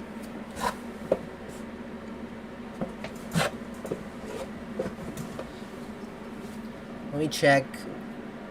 Or what public transit does Raleigh, North Carolina have? R line. Okay, so a free bus route downtown. Residents, visitors to retail restaurants. Okay, so it's free. That's pretty good. Let's see, what else do they have here? That's a nice... Oh, Raleigh's also like a new city. So like Raleigh is a up-and-coming area. Like a lot of people are moving to the Raleigh-Durham metro area. And so there's a Bike Raleigh app. I don't know. Go Raleigh. I don't know what this is, really. I don't have knowledge of this city or too much. Let me go to Google Maps real quick. See what happens. Let me see. Google Maps. What's the weather patterns? The weather patterns are... Wait, let me open up Google Maps real quick. Okay, so what I do for finding out the weather of a place, I go to... I type in the name, and I'll go Raleigh historical weather. And then you see basically the average temperatures over the year. And so the coldest month right here, you got lows as low as 31 Fahrenheit or zero Celsius basically. And then you got highs up here, 90 Fahrenheit, 32 Celsius.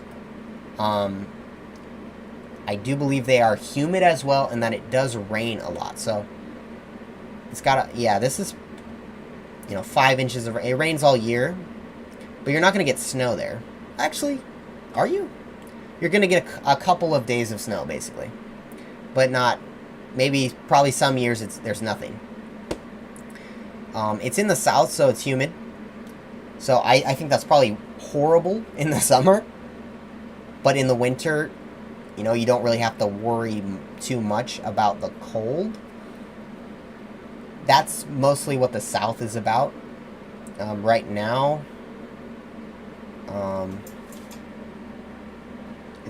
let me see. It's got an elevation of 315 feet, 96 meters.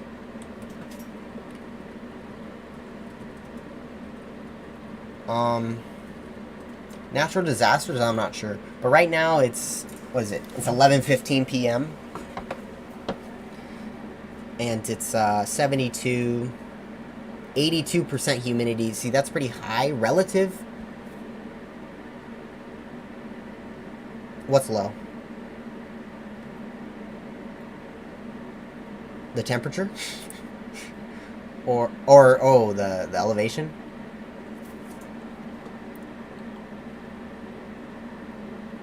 Yeah. I mean, there's not too many actually high elevation places besides, like, Colorado, Utah. Like, a lot of places in Mexico are really high elevation, higher than, like, Colorado. Like, Mexico City's super high elevation. But overall, most cities, I mean, they're close to the water, or to the ocean, so it's not that high elevation. I think. From my knowledge. Unless you're in the mountains, I guess. I mean, they've got, a bunch of thunderstorms coming up. You got 78 with 83% humidity. It's hot and humid in the summer. But that's what you can expect from the south, really. This is central, Raleigh's in central North Carolina. And then Charlotte is, like, on the border between North and South Carolina.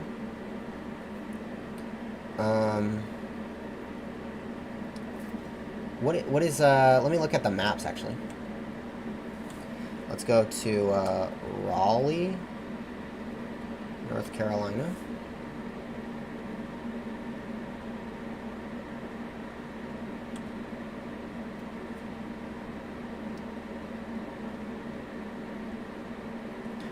So let me zoom out for a second. So here is where it is. Southeast, north of Georgia.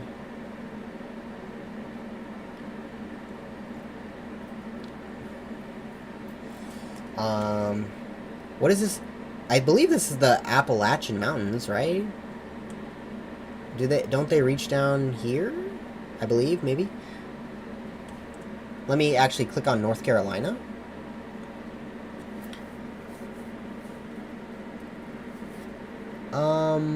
Lakes? Let me see.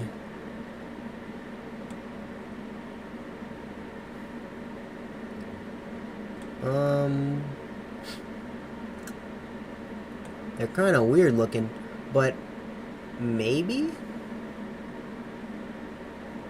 I mean, they're no Great Lakes, but yeah, I mean, here's a little water for you. Yeah, I mean, that looks pretty nice. Yeah, I guess you got a few lakes there. I mean, if you want lakes, you go to the Great Lakes, or you go to the land of 10,000 lakes, aka Minnesota. But yeah, there's some water. I know there's a lot of creeks and stuff, too. Because I know the famous YouTubers Rhett and Link from Good Mythical Morning, they grew up in this area. They grew up in, like, small town, rural North Carolina. And they always tell stories about, like, growing up there and what it was like. But, yeah, with Raleigh, like, you're not too far from the oceans. And also, I do believe like North Carolina has some of the best ocean water in the U.S. because it's actually warm compared to like Pacific Ocean, California beaches. Well, especially like Northern California and like Oregon, Washington, it's kind of colder. But I believe the water is a little bit more warm, at least from my recollection of that information. We've got, yeah, Charlotte over here. But, I mean, Raleigh's super fast growing. Charlotte also has some growth. Basically, the entire South. And by entire South, I mean, like, many places that are near here. Texas, Florida, North Carolina, and Tennessee specifically are growing pretty rapidly with population. A lot of people moving in. With that comes, like, higher price, or like more rapidly increasing prices, and then also like more traffic, things like that. So everything, like every time I hear about people moving to these new areas, is like it's the same issues they tried to escape. But that's just like the process of people, you know, when places get overcrowded, especially in a quick amount of time, those things are going to happen. But at least if you're moving from somewhere like somewhere in California or somewhere maybe near New York City, the prices are going to be cheaper for a little while at least. And then the process is going to start over where that new place that you went to, you know, go to a lower cost of living is like now all of a sudden it's super expensive, but you never know. Because it's an ever-changing thing. And I think the areas that are going to pop off next are actually these cities right here in this area, the upper Midwest area. Because these are the least expensive cities in the country. If you look at housing, even Chicago being the third largest city and like one of the best cities in the world, even it's pretty cheap housing wise. Like the median house is $400,000, is that, or 350 to 400, something like that. But I think like Cincinnati, Pittsburgh, Cleveland, Detroit have to do a little bit more work, but Columbus, these areas are gonna start to look a little bit more desirable as people who are trying to flood to these more southern places. As those areas get kind of filled up, I think you can expect to maybe see Kansas City or other cities up here that are a little bit colder. A lot of people are coming from warm weather and they want to stay with warm weather, but I think these areas, although they get a little bit of snow, it's not too horrible. It's not like as bad as like Minneapolis, although Minneapolis is a very desirable city, at least from my understanding, in a lot of areas actually, like public transportation and business economy is really good there. And even though it's the coldest major city in the U.S.,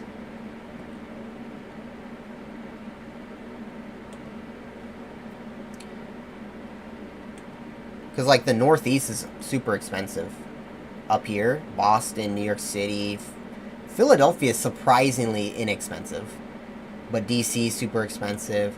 And then Baltimore, I think, along with Cleveland and Detroit, are probably the most run down in the current state. But I think that, or for major cities, like there's a lot of small towns across, especially the South, that are really run down, and those probably don't get enough attention and support. But you know, we'll see as people are moving, because you know, one person's trash is another person's treasure. Yeah, that's a saying for sure.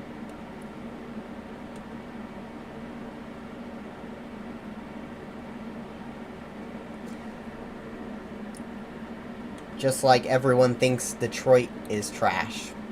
But it's my treasure.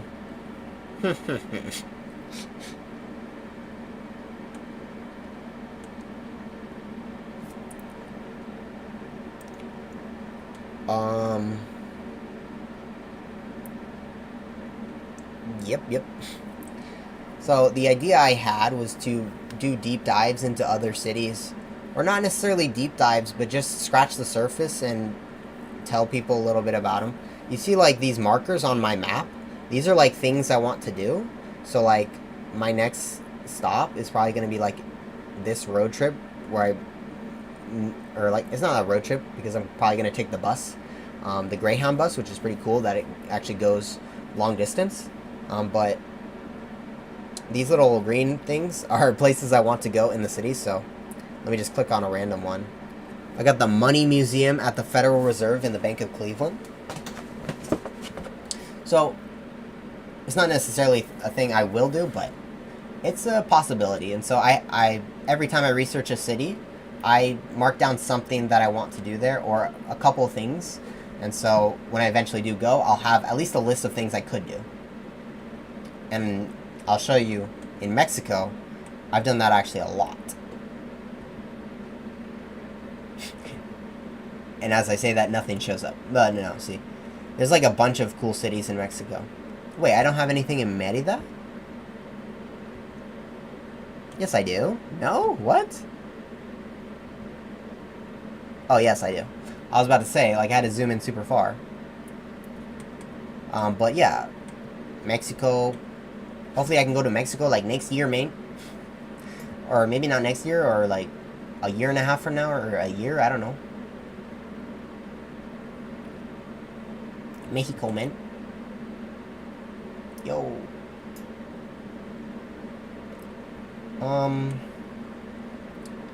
Let me try to go to Guadalajara.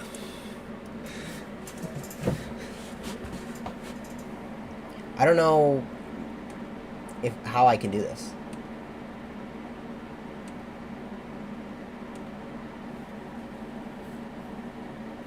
Ow, my back.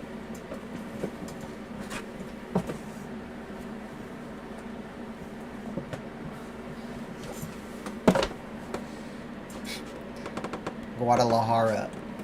Maybe I just checked the weather in Guadalajara.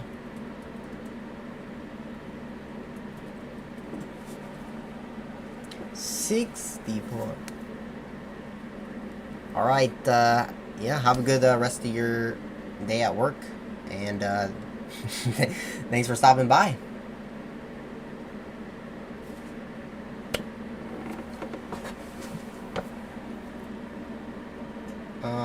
So now, let's take a look. Celsius. I gotta get used to Celsius. Just to be able to more quickly, like, switch between. But, I don't know. What's the dealio? The weather's kind of weird because the lowest, 44, actually decently low. Now that's not, that's not a place that snows at all, but 85 is the high on average in May. Okay. Rain comes through June through October, really. Interesting that it's only these months. So, whoops. Leak. Leak.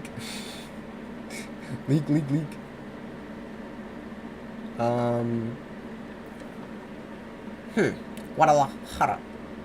I don't know how to, like, crime rate in Guadalajara. Like, I don't know how to look these pieces of information up because they don't exist. Like, look at this website. Numbeo or Numbeo. I don't know. Whatever it is.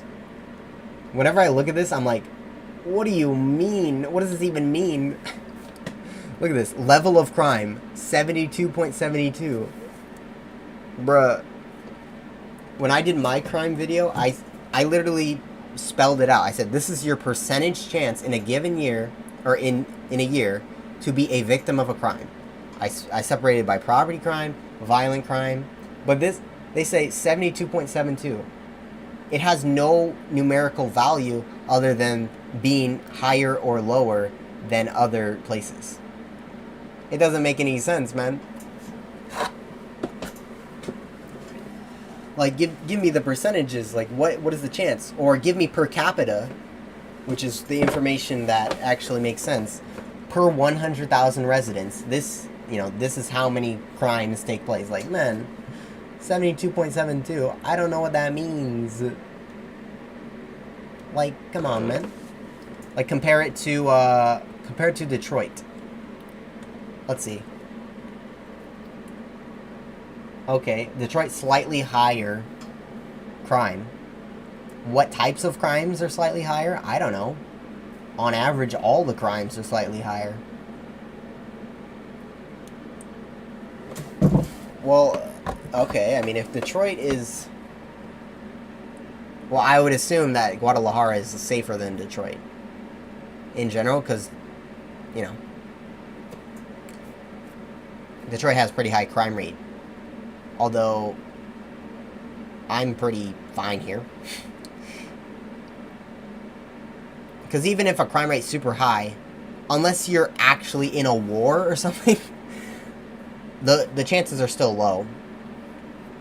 Like a 5%, or like 5, lower than 10% chance you'll be a victim of a crime in a given year. So if you're only there for like, whatever, a week, you know, it's just so low, but anything can happen. And you also, if you're coming to a new area, you have to be aware of the scams or stuff like that that are in that area. So do some research before you go to a place. For the most part, you know, common sense, as people say, should get the job done, but... Oh, I don't know. Oh, hey there. How's it going? So... I don't know, man. I think you can get stats for... I don't know. Because I did see earlier, when I was doing some research, I saw stats for Mexico, or like Mexico overall, in terms of like how many violent crimes, and specifically like how many kidnappings, extortions, and stuff like that. That information was there, but there wasn't really any information on property crimes. So it's hard for me to gauge in comparison when I have the full data of US cities and I don't have the full picture for Mexican cities or Canadian cities or other countries. So if you are watching this and you know how to get that information, please, please tell me. Whether you're watching the VOD or you live, please, you know. That information would be so useful to me. Like, I could make so many videos out of that. It's kind of crazy. But that being said, it's an idea that I have to go more in depth about other places besides just Detroit. So, you know, how exactly I do that, I'm not sure. I would love any suggestions, but with that being said, what else? Should we go to the games? Are we playing games now? Are we... Let me check my title. What does my title say? Detroit's comeback is kind of psychotic. Can I edit this title, maybe?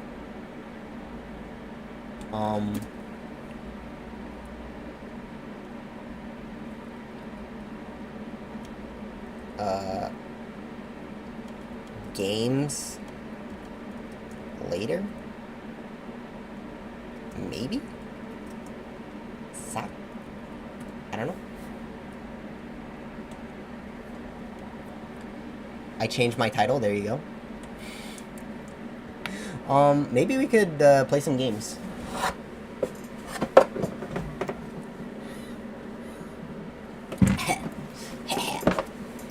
What do I mean by games? I mean function. Conjunction, junction. What's your function? Okay. Well,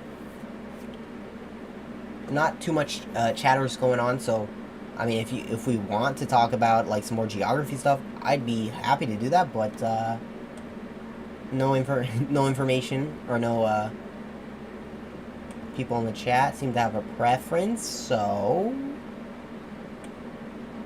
I shall move on with my life. I'm just kidding.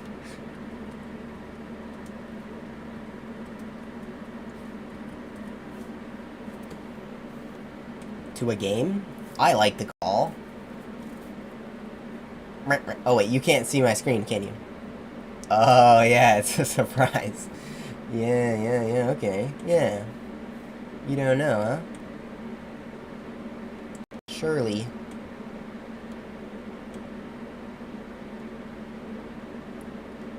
Oh, wait a second.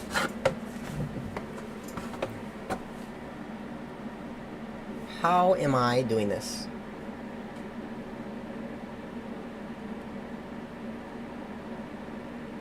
Okay. Unless, what is going on?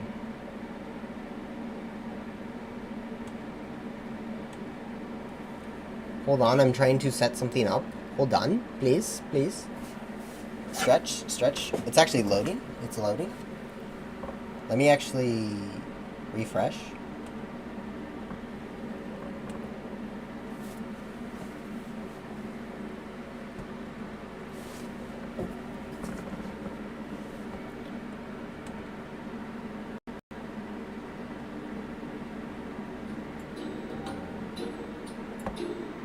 Can you hear that?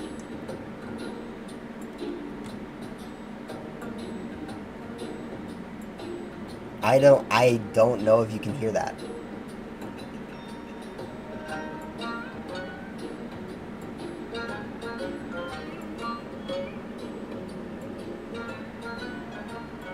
Can you hear that?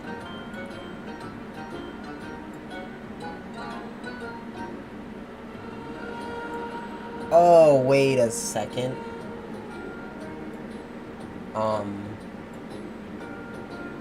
Okay. There's audio playing.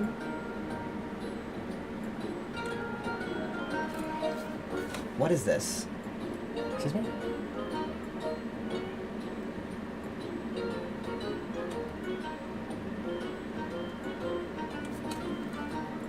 Give me a moment here. Momentarily. How's everyone's day again? How's it going? It's going swell, ain't it? No? Yes? Amazing. It's amazing.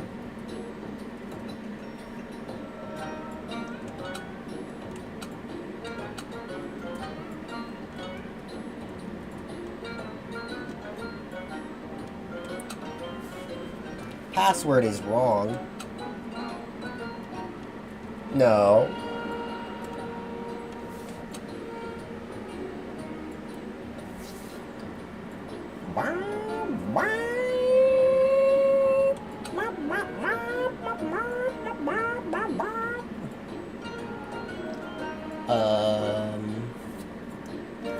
One second, please.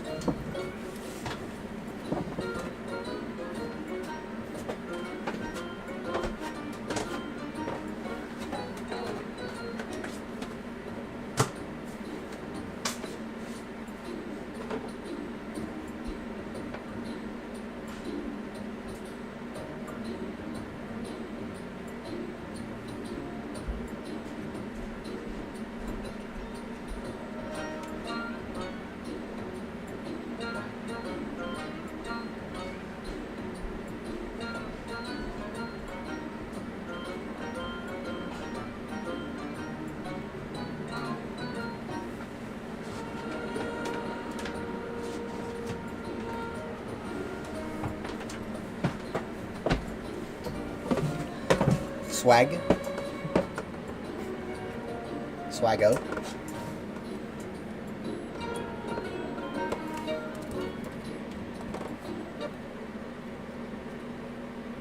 Swaggo, everyone.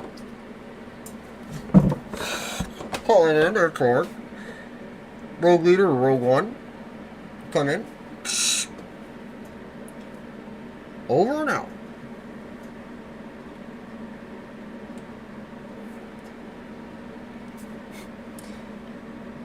Let's see if I can set this up. What is up with this?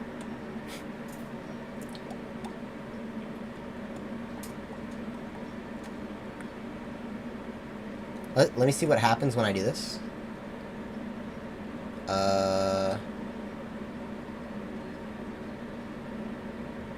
Okay, the only issue is that the screen... You know what? You know what?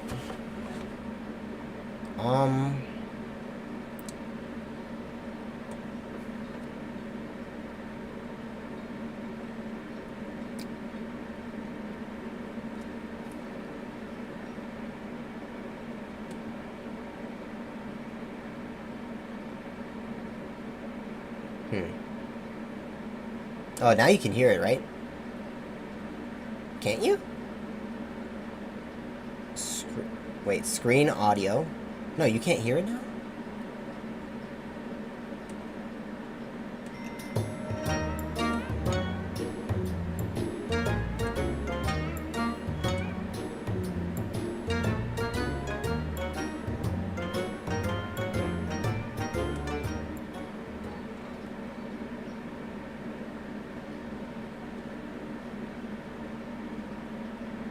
Can you guys hear this?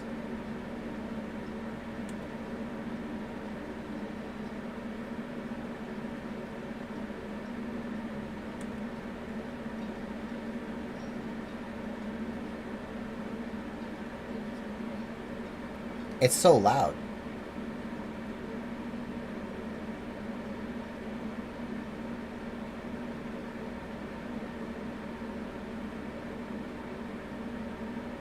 Okay, now it's so quiet.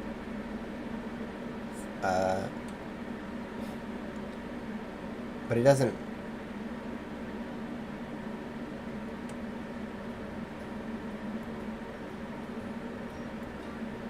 Okay, hopefully that's good. And then let me... window capture, but like let me... Whoops. Maybe do a little...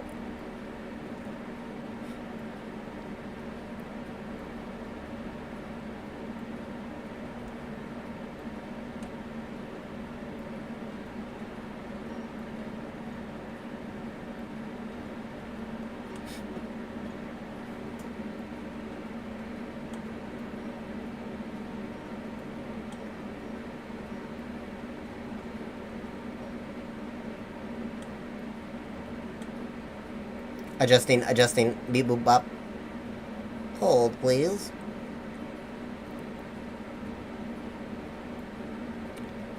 Little smaller, please. Thank you.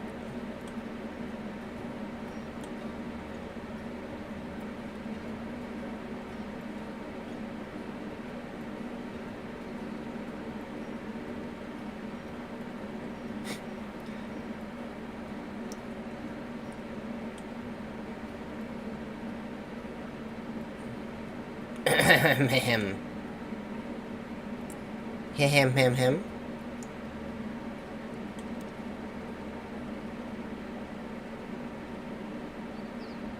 Games? Was this the games you were talking about? Yes, this was the games.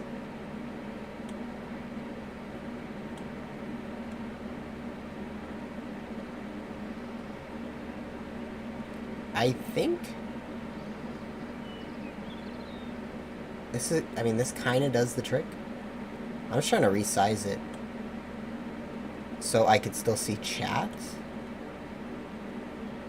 while also playing the game.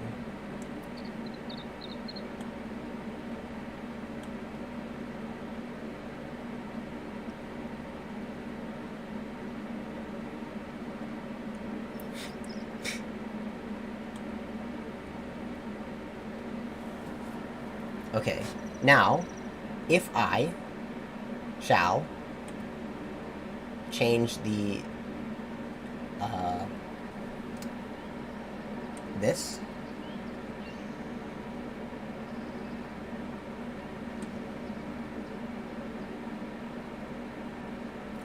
I see. So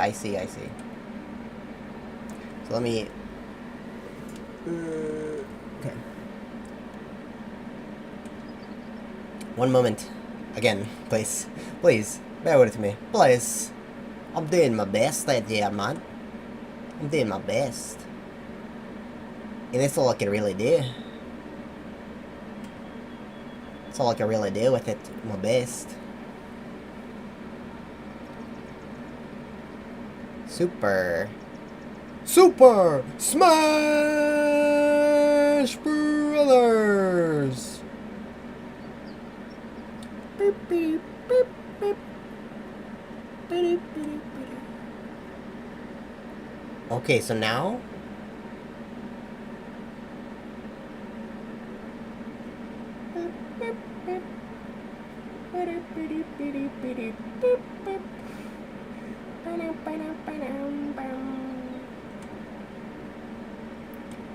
hit him. Super Auto Pets.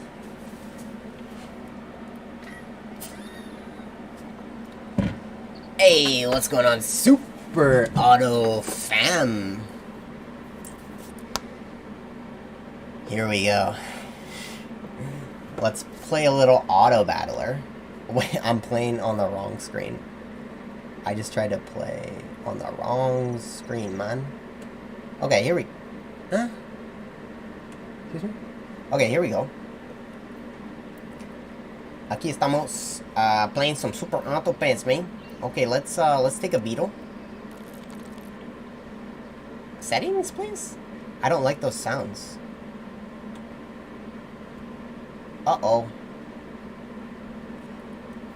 Ow. Ow. Game? My game is crashing?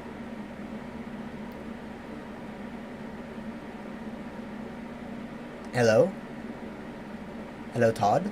Welcome. Senor. Thanks for joining us today. I'm trying to figure out how to... I'm not actually trying to figure out how to play this game. I'm wondering why this game just crashed. I must start again. I must restart. A moment.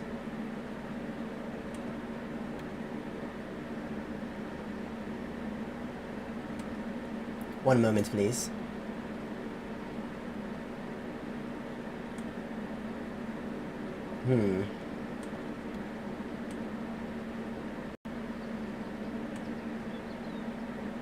Wait, can you hear, like, any game audio right now?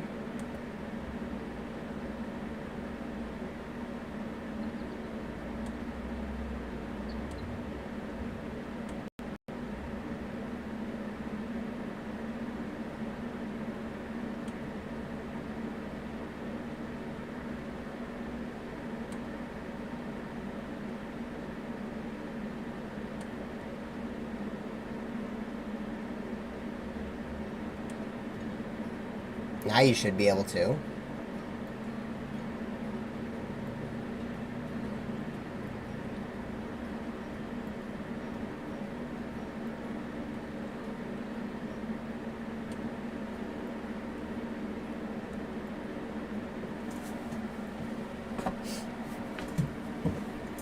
Okay, I'm not sure what really happened with the game. It froze, but we're back. And I shall roll.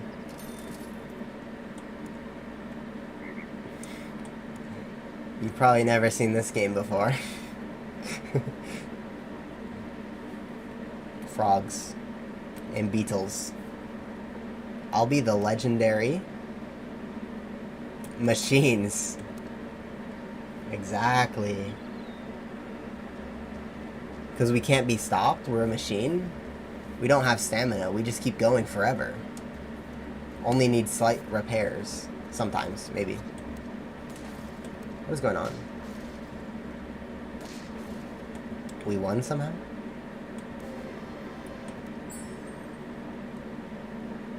Is it loud?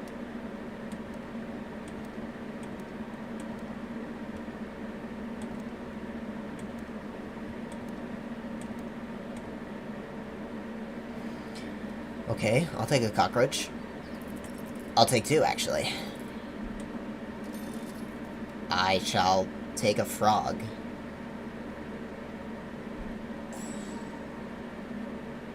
And, freeze the roach, man. There we go.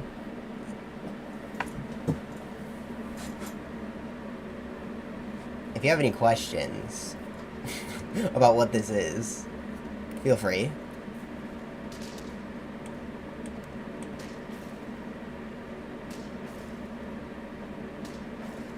I don't know why it's going so slowly. Please, check my settings.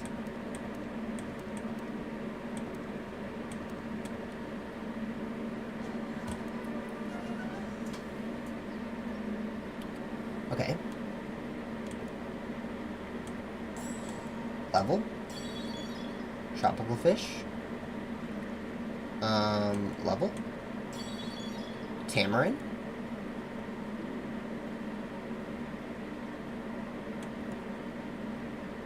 Let's, beef up our monkey friend. And, also our frog friend.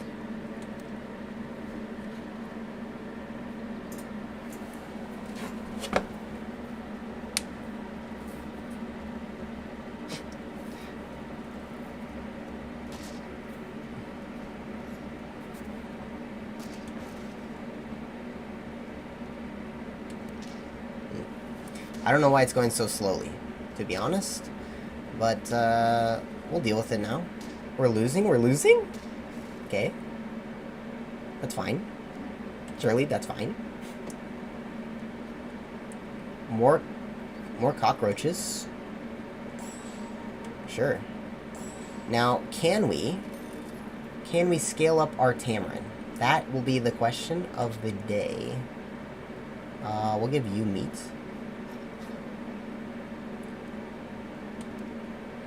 Our entire run depends on if we can scale up this little monkey with a mustache. Okay.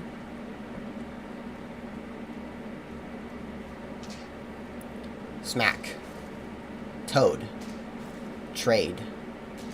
Yo. Okay, I think we win this one pretty easily. Because our cockroach is kind of buff.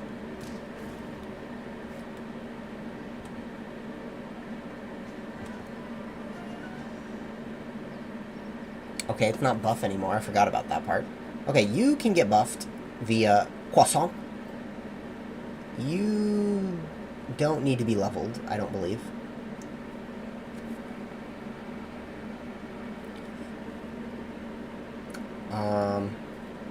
Maybe you do. Actually, we'll try it. Nemo the fish. You know what? Salad me. Salad. Okay. And we'll save the Nemo the fish. Clownfish. See what happens here.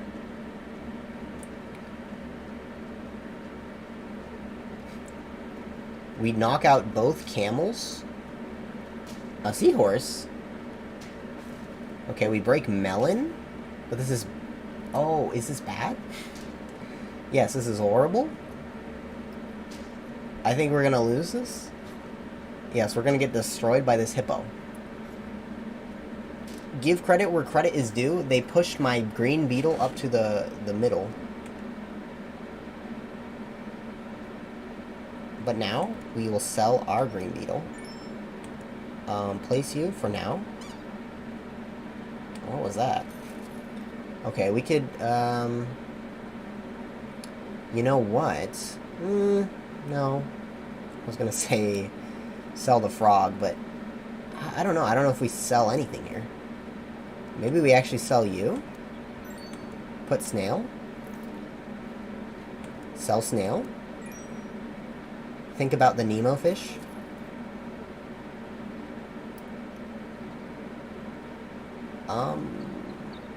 I think it's too late for a jellyfish, to be honest. But, here's this. And here's you. Next turn we have a chance for something. What? I don't know. Oh, you know what? Actually, we'll get rid of, we'll start scaling you a little bit.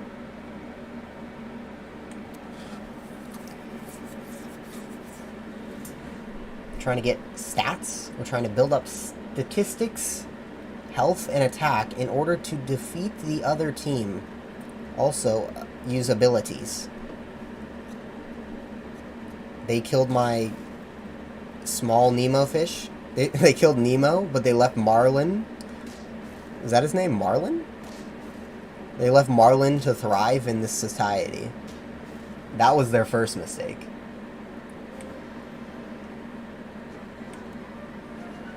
Now, level. Siberian Husky. You don't really work for me because I have a tamarin that has food. You know what's a good idea for food? A food item that you could remove food. Like a food item that you actually use to remove the food, and therefore the Siberian Husky makes sense. That's a bit big brain. Now what I could do... no, it's gonna... I don't know. It's... I just don't think I'd go for it. A pair.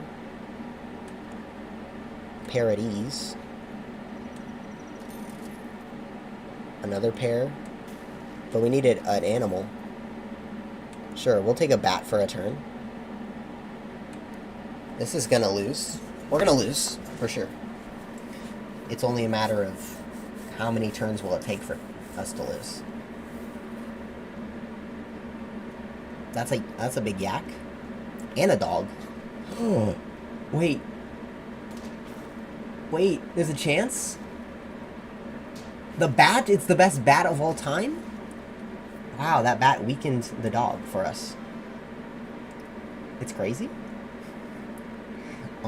Fish level? I don't know. Tamarin, though? Surely.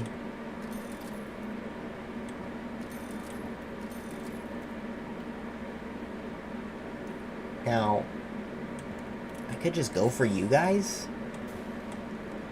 But the problem is I need tamarin. Is there chocolate in this pack? Okay, there is chocolate in this pack. We have a chance. Probably a very small chance, but I'll take it. Melon? Weakness? That was bad. Okay. Yeah, I don't see us really winning this. Yeah. Okay, now we're on lethal. Next loss, we're out. What does that mean for us? I think it means... I don't know. It means we're probably going to lose right now.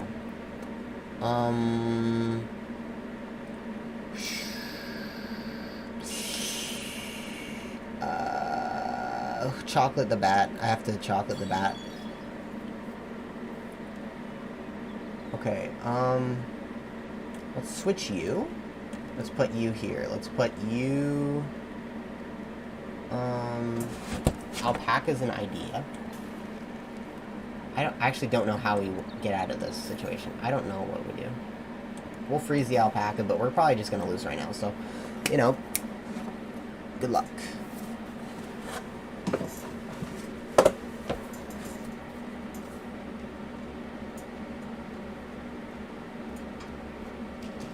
We need the best bat of all time again. Okay. That's unfortunate. Yeah, that's unfortunate. We were close, but no cigar there. That's a 4-piece. That's alright. That was kind of an empty tamarin run. Let's see here.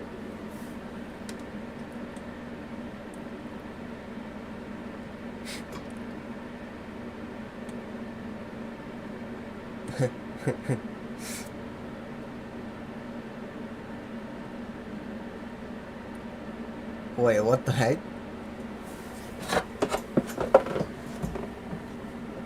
Oh man.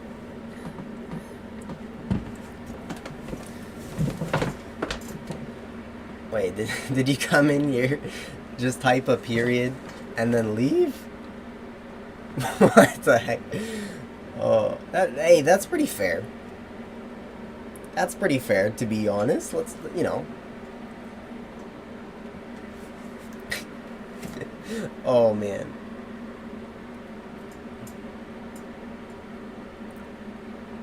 Any super auto pets players here? Anyone? Anyone? Hello? I've been going for like 2.5 hours, dude. The first hour was like Detroit, bro. And then what? I don't even know. We spent like 2 hours on geography. More than that, because we also had to set up the super auto pets. I mean, we're gonna play a few more at least. I'm just taking a break because my back hurts from sitting in this chair, so I'm now leaning over this chair and getting a stretch.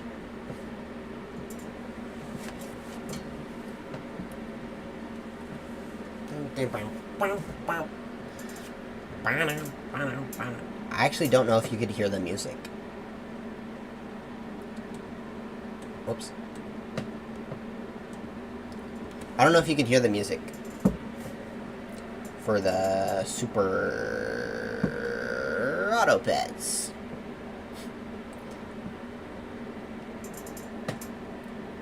Stretch? Stretch anyone?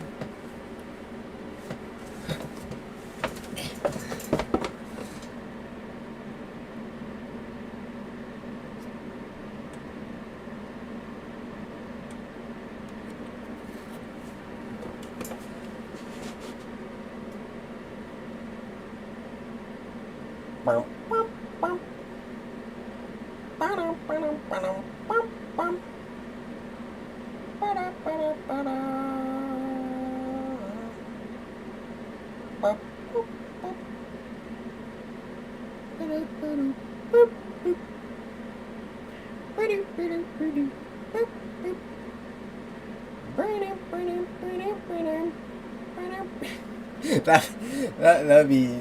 I don't actually think you could hear the audio right now, so I'm just like humming the sound for you, basically.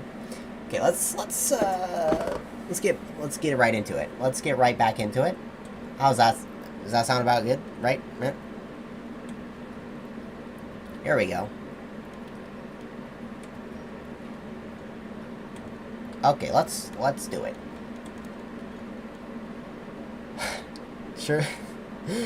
Surely the frog will work this time.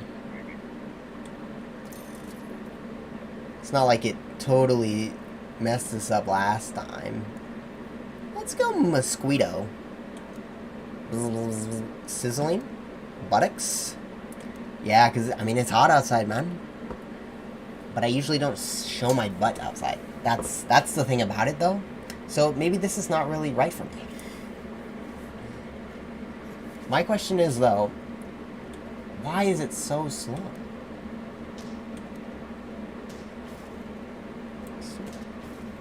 Oh, sorry, you're missing the game? Oh, sorry. My bad. Man, give me a cricket, man. I don't want it, but just give me 2 of them. You're giving me 2? Okay, sure. You can go here. Mosquito, man. Let's just get the level up and get out of here, man. I don't like this. I just don't like it. Ow. Bailando. Bailando.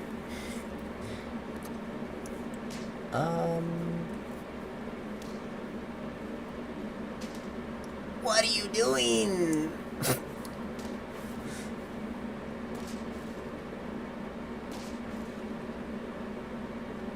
Okay. That was almost perfect. Almost. I don't know how to play this weekly. I'm figuring out. I guess I gotta learn it a little bit more. So let's level up our mosquito, see what we get. Lightning never strikes twice.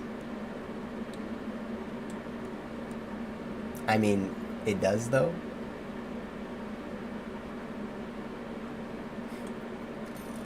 Surely this exact same team that we ran last time will give us a different result. I'm not leveling the mosquito, dude. Let's just go. Let's ride it out. Frogs and Tamarin.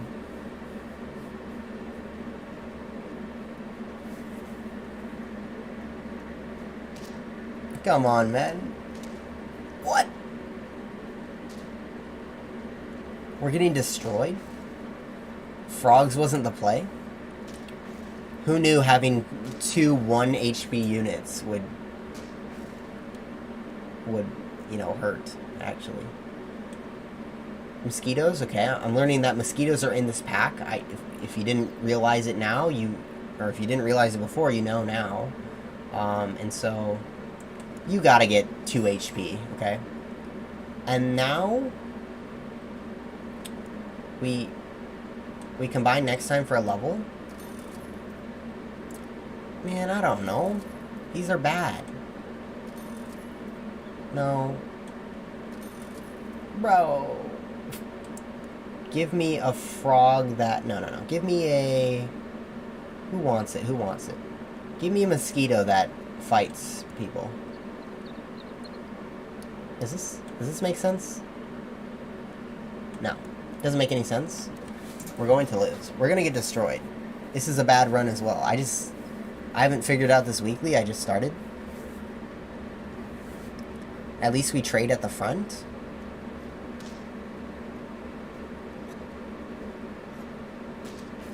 They weakened the same unit. That's pretty lucky for us. Okay. There's a win for us. It's still going at, like, snail's pace. I don't understand why when I put it up to 200% speed, it doesn't work. But maybe that's... Ooh, a giraffe. Let's plot our points on the giraffe. A garaganfly? A garaganfly gives us more stats than a giraffe, which means... What if we do both? You ever think of that? Let's sell you. Let's put in both.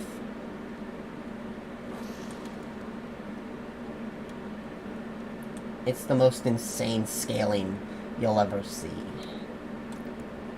Sure.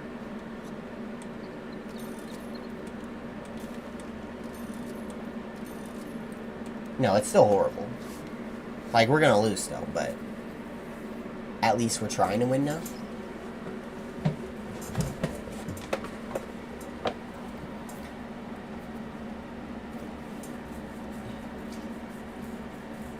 Oh no, you moved my giraffe.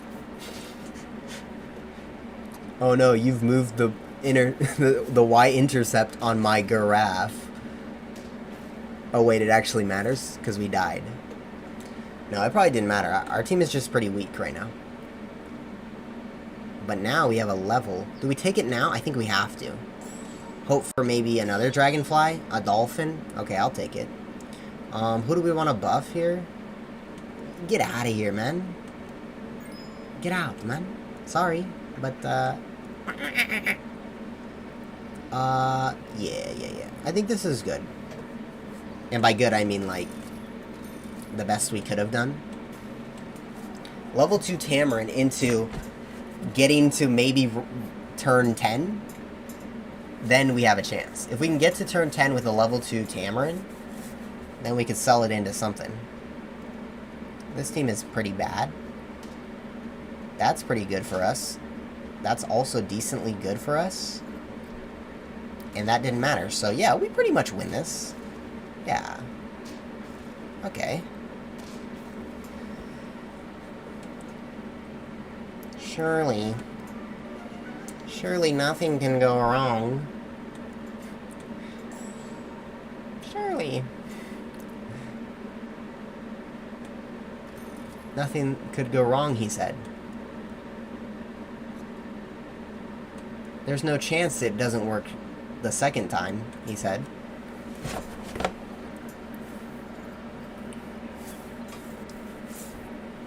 I mean, the tamarind is buff.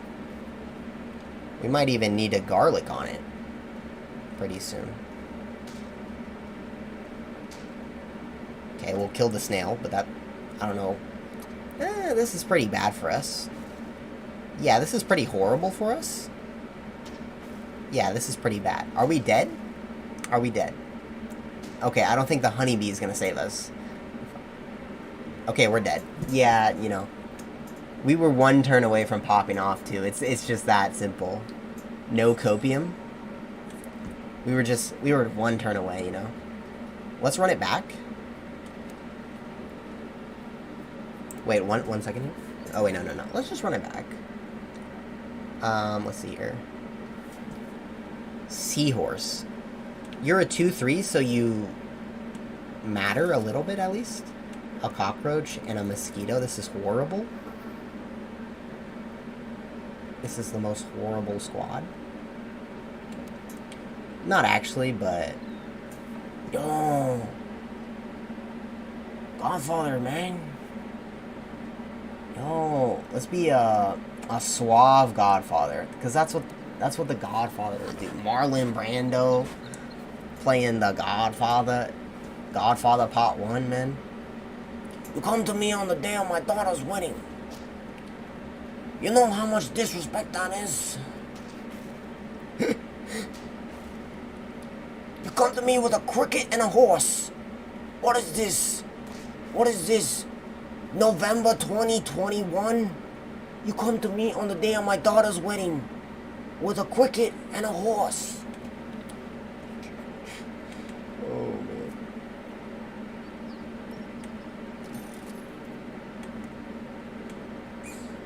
Chinchilla me?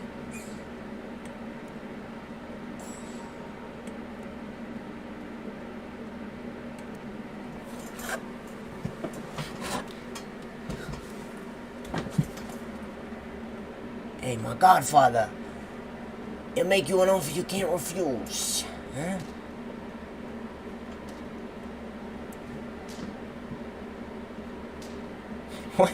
What is this, dude?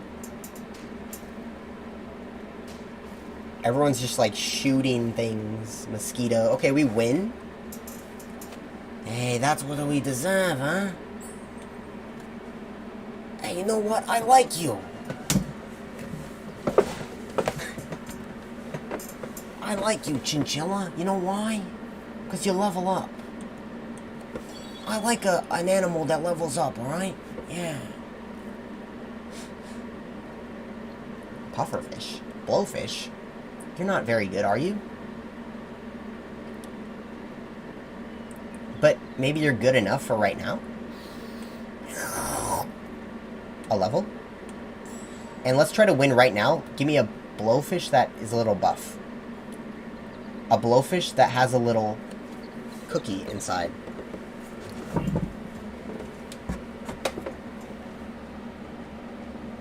And I was like, pow, man.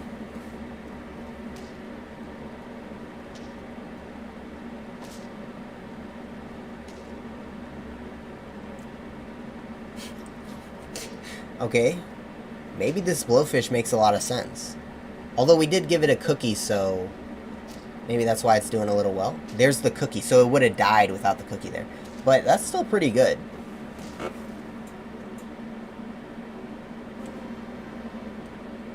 I think you have a lot of potential, blowfish. I just don't like the way you look. I'm just kidding. No, but I don't really like blowfish teams, especially like blowfish elephant teams. Those are horrible. If we get a level up, that's pretty sick. We'll get it next time, and we will... is there garlic? Koala, you don't really do much, do you? I don't really know what the play is. Maybe we get rid of you. Go flamingo on them.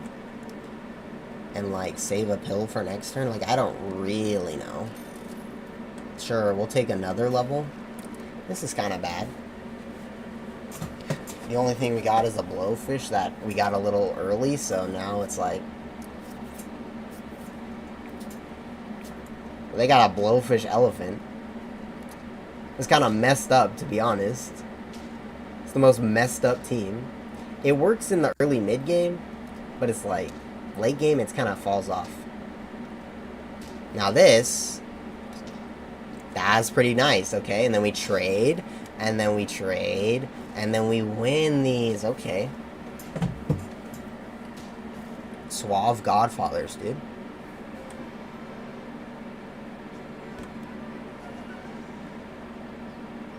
Now we level. And we level. A squirrel? I don't really want a squirrel, to be honest. What I do want is really none of these things. So I'm going to pill the flamingo. But I actually want to sell something here. Let's sell you. No. Let's sell you. Let's buy you. We'll get ready to pill you next turn. This is horrible. Wait, hold on. This is the most horrible thing of all time.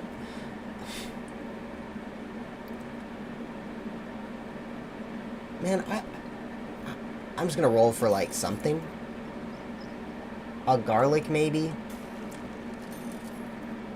I don't know, man. Are there... Calling all animals in the pack? Are there any good units in the pack? Hello? Any good units? Anyone? Is there, like, a lynx?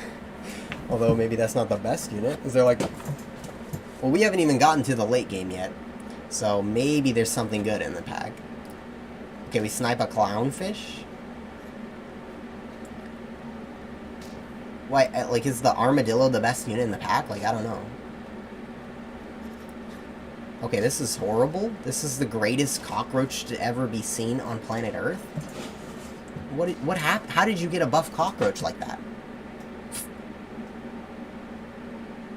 It doesn't make any sense. It resets its attack every turn. Okay, you're gonna get buffed. You're gonna get garlicked. You're gonna get put on. And let's actually add a clown. Oh, wait. So if we do this. Oh. I didn't mean to do that, but yeah. That's okay.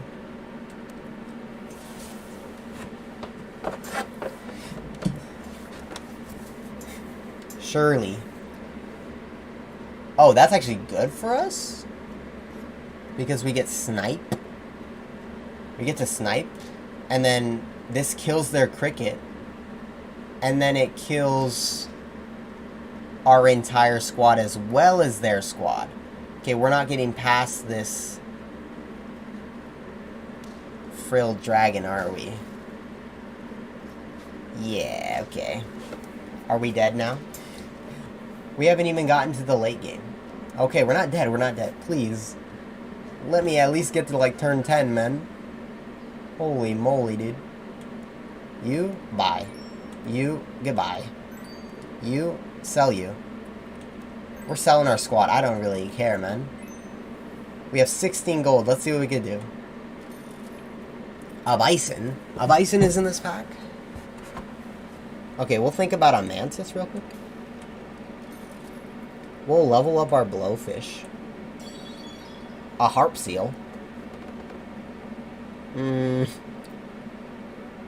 That's not bad, actually. Is there... Let me see if there's faint triggers or something. There's not really any faint triggers to work with the mantis. So actually I'm going to unfreeze. I'm going to buy a harp seal. Let's get you involved. And let's look for another unit to add to the squad. You really going to force me to do a giraffe? It's kind of messed up, man. Giraffe. Now we're not on lethal. which gives me hope, but it's a false hope because, again, our team is horrible. I don't know how to work with this weekly. Do we have to get a yak koala? Is that what this weekly is about? I don't know. I haven't even gone to the late game yet. Maybe if we arrive at the late game, we can figure something out, but I don't really know at this point. A snipe on the... Oh, a pineapple makes a lot of sense. Oh, thank goodness, bro. Okay, we win this. Somehow, some way. A pineapple on the blowfish makes a lot of sense. You know? Hey, that's a good idea. An armadillo with a pineapple with a blowfish with a craziness. You're gone. You're in.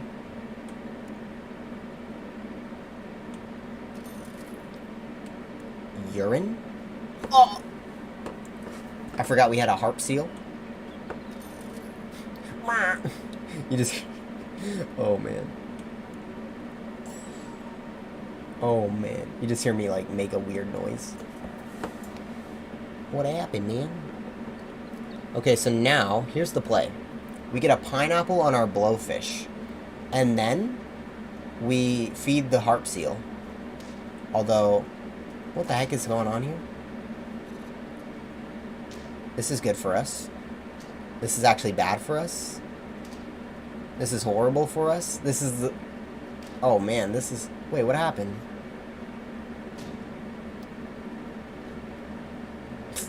Okay. Or now we're dead, right? We're not dead. Okay. So... Okay, I think the play is... Is there anything that's good here? A lionfish. Okay, so we get rid of the giraffe. We do this. Wait, can we buy 3 things? Yes. Okay. We do this. Boom. We do this. Boom. And then we buy this.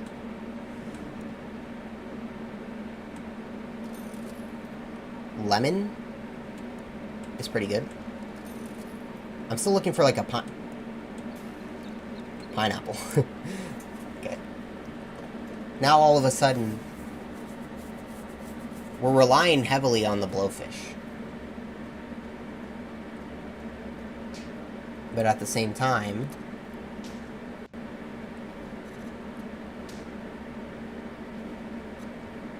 it's working, maybe? Okay, well this time it's gonna work. We're gonna destroy, dude. Yo, that was kind of a sick play. Kind of, dude.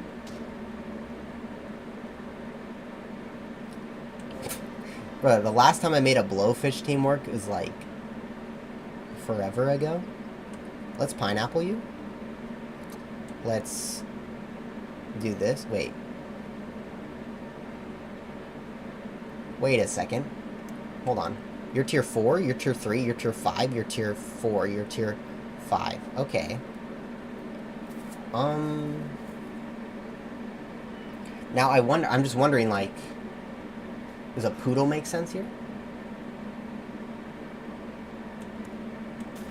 Maybe?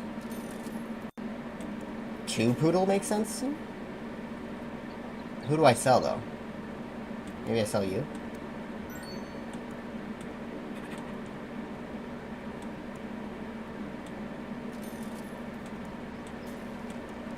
All of a sudden? Hold on, let me check something. Let me see if I have lionfish and poodle.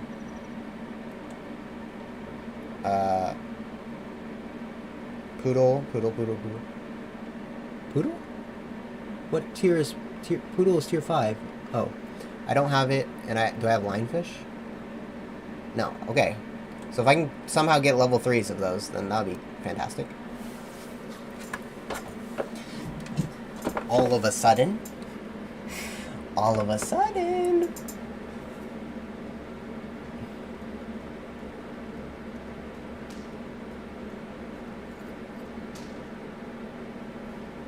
Okay, I like the weakness. Okay, the weakness makes a lot of sense here.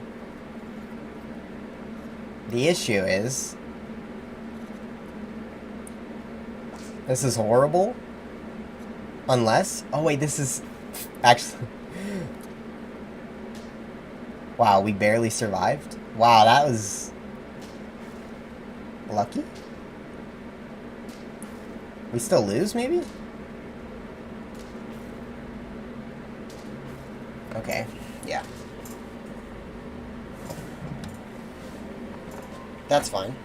We got to turn 10. We got a 16-20 blowfish. You know, it makes a lot of sense.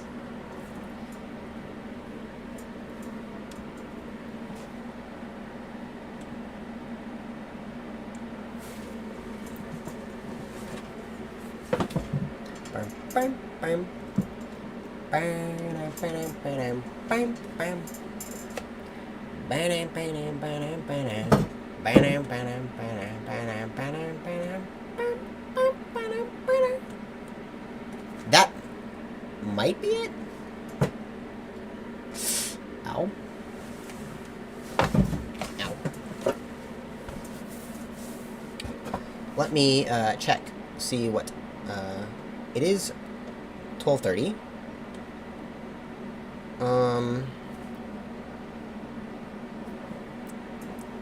12:30 a.m. Eastern Standard Time. Let me see here. That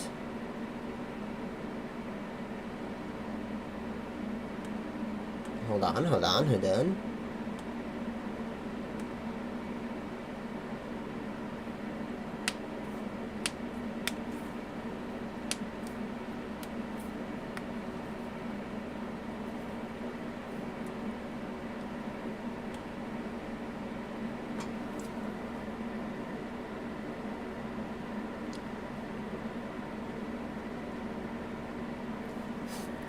Is anyone here?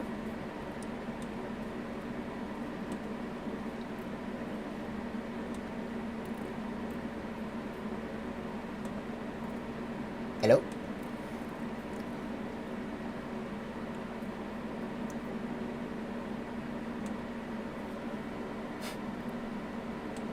Let me... You know, I'm just checking my email, to be honest.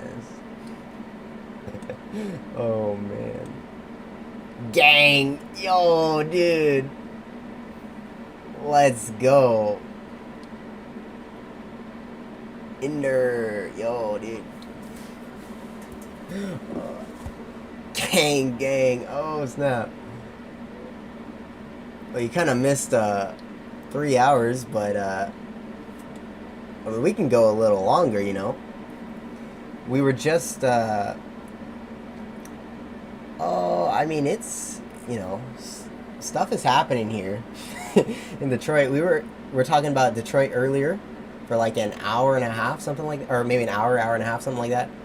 And then we tried to talk about some other cities.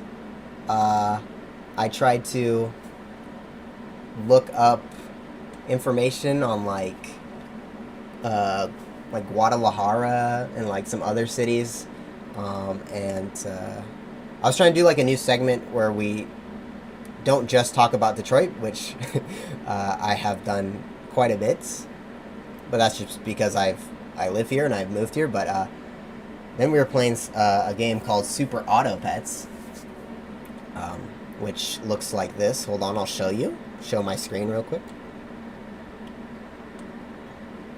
This right here,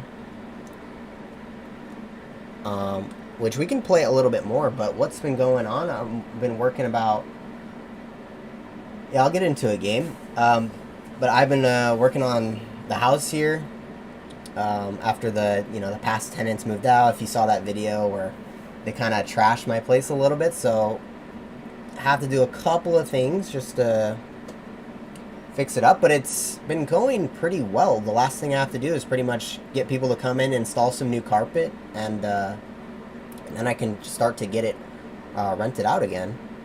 And then other than that, I've been seeing a couple of attractions around the area. Belle Isle, and yeah, I was at Belle Isle. Where was I recently? Oh, I was at the Fisher Building, which is a really cool looking building, to be honest.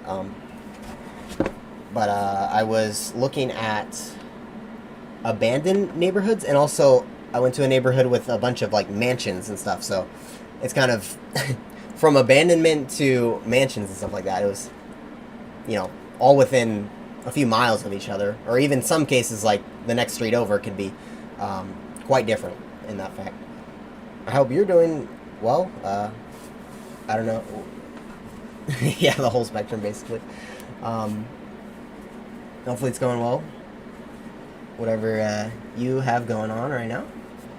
And let's see, get into a game real quick.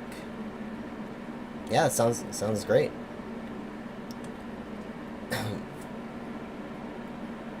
Yeah, working. Yeah, I mean, that's always good for sure. Ah, yes, the med school. Do you know if you're gonna stay in state, or probably much less expensive for in state, right? But I don't know where you plan on going.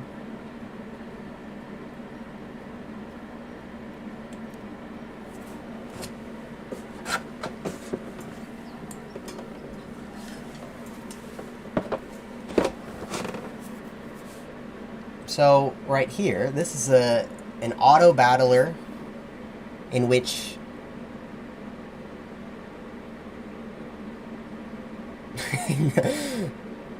yeah. Well, depending on how many, hopefully you do get into a few to at least like have some sort of choice, but you never know. There's definitely been stories I've heard like,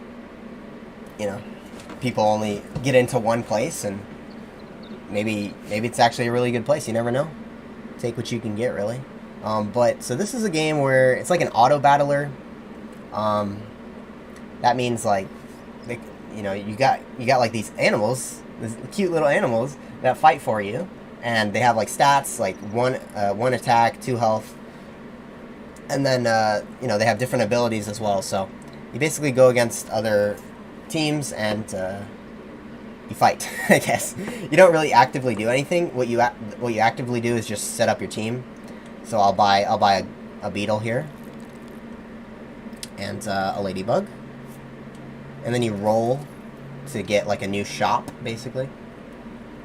And so, let's see, what do we... these are kind of bad, but I'll go with, chinchilla. And then you get to name your team. We're going to be the shiny fellas. Yes. Last time we were like something to do with Godfathers. Now we're like the good fellas. The other Italian mob movie out there that's popular, although I only watched The Godfather Part 1. I have not seen The Goodfellas. Wait, is that what it's called? Maybe I'm getting something mixed up, I don't know. But you see there we lost, but that's okay. We have a few lives to play around and try to get basically to 10 wins before we run out of hearts. So let's, I'm not feeling the chinchilla. We're going to sell the chinchilla. Sell the loyal chinchilla. I'm going to go frilled dragon. And that works in combination with crickets. And I think we'll just use a cookie for now. I don't know. Yeah, let's set up the order like this. Okay.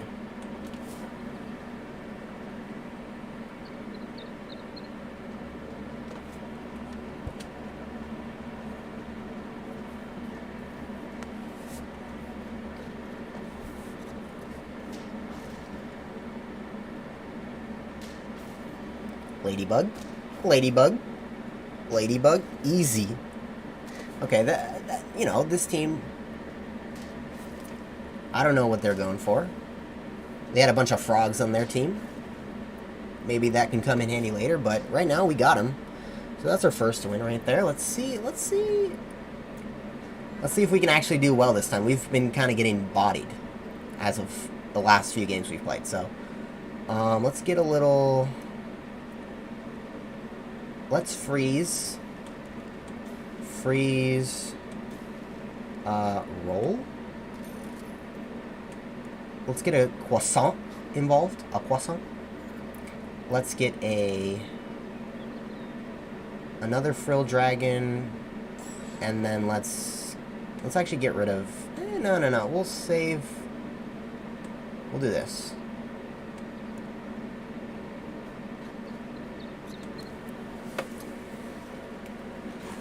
A little croissant.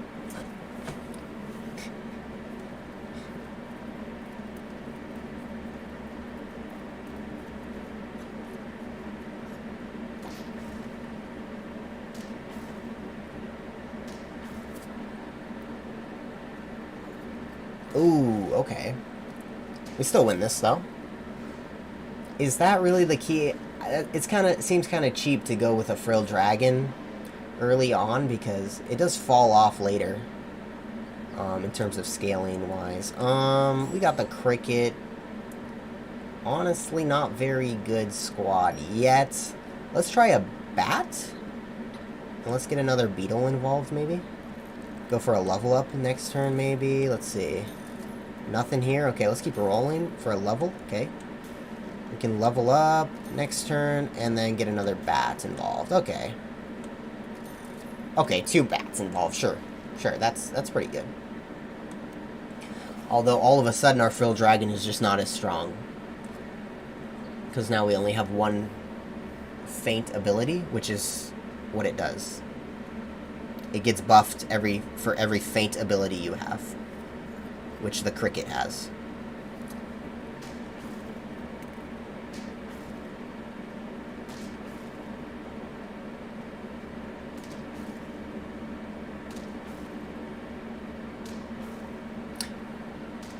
Oh, that was so close. Okay. A draw would have been nice, but, well, I mean, it's alright. That's alright. We're still early in the game. Let's get a level. Okay, an alpaca... sorry, not an alpaca, a llama. If there is an empty... Okay, so we run a 4 squad. I think we could do it. Let's see. Who do we want on our 4 squad? Let's get rid of you. Let's get rid of you. Let's put the llama out there. It's gonna be our best friend. And then let's level you. Let's get a garlic involved. And I do not want a mantis, because the llama already takes too much space. So, with that being said, let's do this. I think we have an identity with this team, and it's called Llama. Llama is our identity.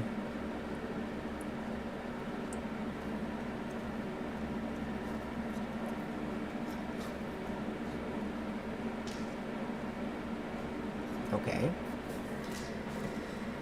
That's unfortunate, but... Do we draw this?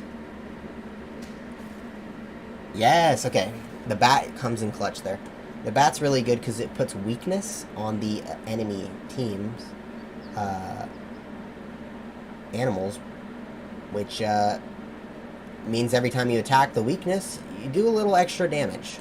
So let's get a garlic going. Let's, a giraffe? Let's actually get rid of you. Let's put a giraffe. Giraffe. And then...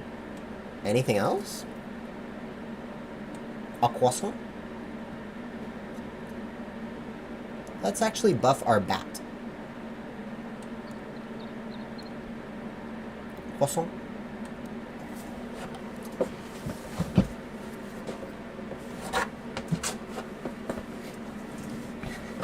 I'm feeling a much more confident about this team as opposed to the last runs.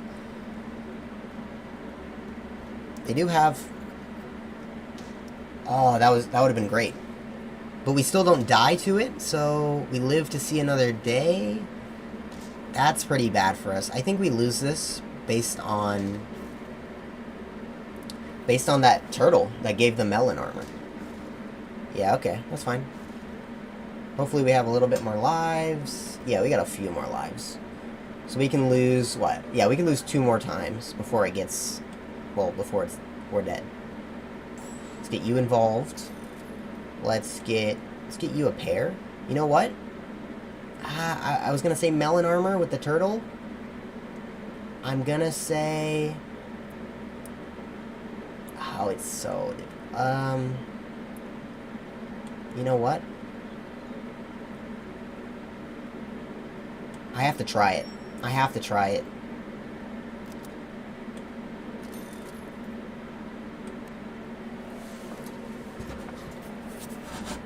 It might be the only chance we got. I don't know, man. The turtle, it gives a melon armor, shields you from 20 damage for 1 attack. So early game, not the best, but you can't really die through it in the early game, so boom. That was unfortunate. Yeah, we lose that, okay. Okay, now we're on lethal, which means we can't lose anymore. So let's buff you. I don't really want another giraffe. I'll take a dolphin if I have to. Actually, you know what? Here's what I'll do. I'll take a meat, and I'll take a dolphin. And I'll say, if we're going to die right now, this is the squad we're going to die with. We're going to die at the hands of our llama.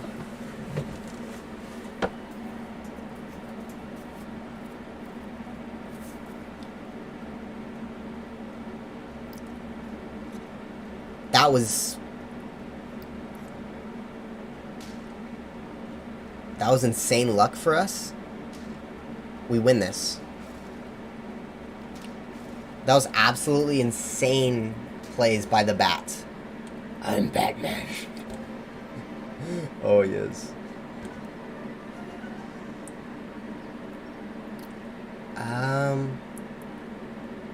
To be honest,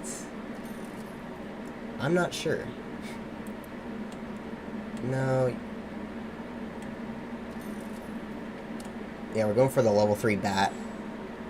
Get a little buff involved. A lion? Can we do a lion?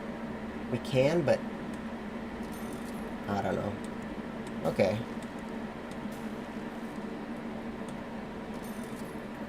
Okay.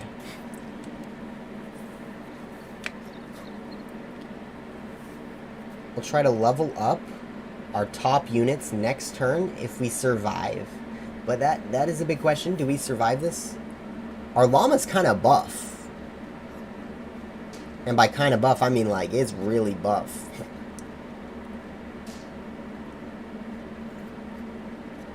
I think our llama just like slays this entire team.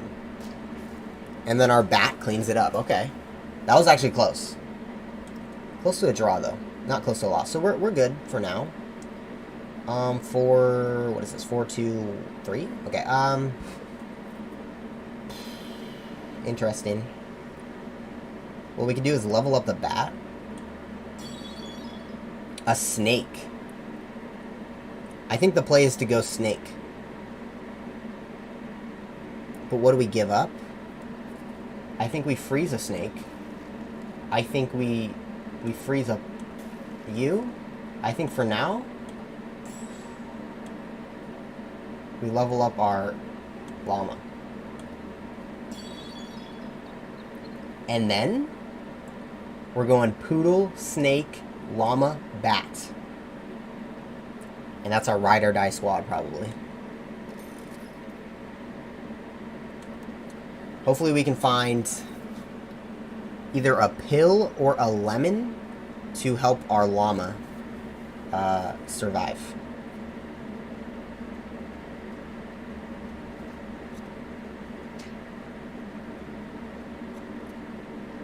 This is a strong squad, but we have a llama. But they have death touch. That's great for us.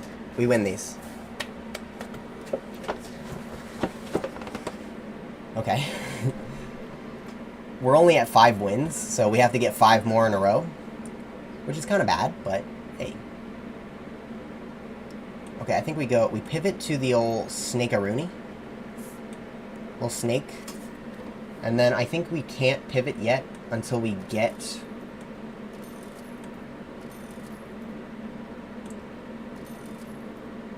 what are we looking for again? A lemon or a pill? Okay. So We have a pill? But we can't use it this turn.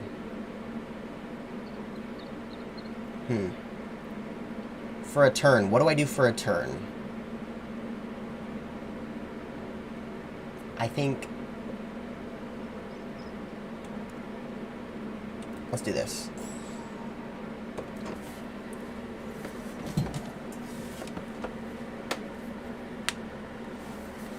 We could just die here, and it doesn't matter, but... They have a cat on their team, which doesn't do much in battle, but... Okay, a melon is good. Okay, wait. Snake, snipe the cat? And then, snipe the bat? Oh! Snipe the bat again? Oh! Yo, the most insane snake of all time? Oh my gosh. Oh man. Oof. Okay, an ostrich is pretty good. Do we go for ostrich? Or do we go poodle? You know what? Poodle buffs. Poodle would buff you, or you 3. Poodle will give 3/3. I can get more, probably more than that via ostrich. Because I can get,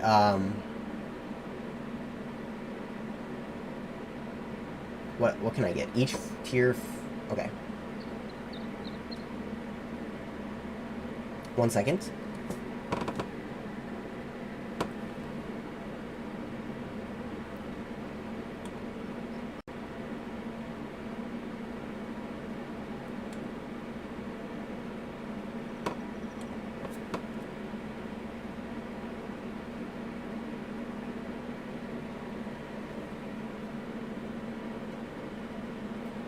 Okay. Sorry.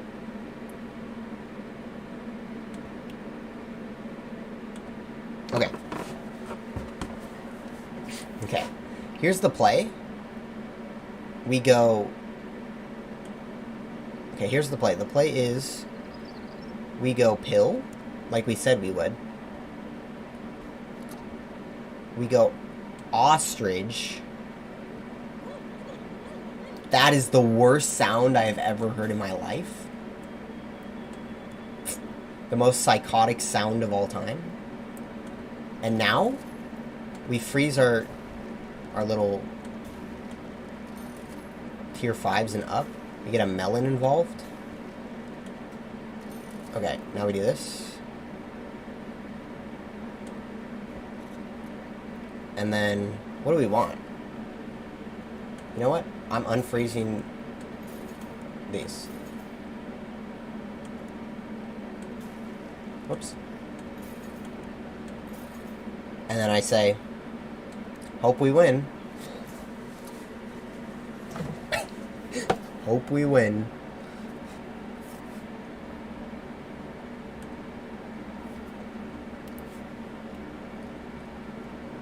Surely, we win this.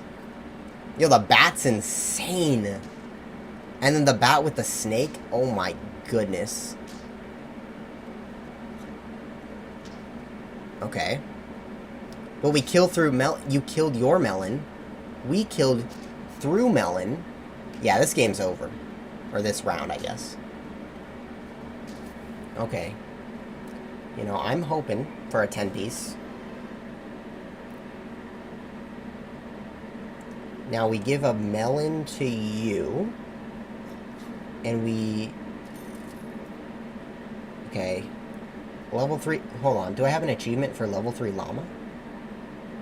I don't. Maybe go for that. I mean, it's not really trying to... It's not really going to help us win, per se, but...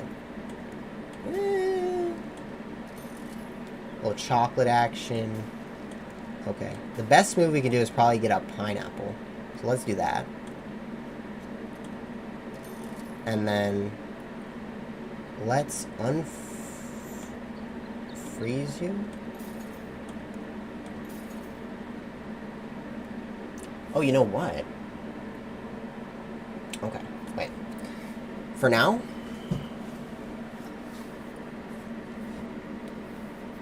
Okay, okay, okay. We're in it. We're locked in.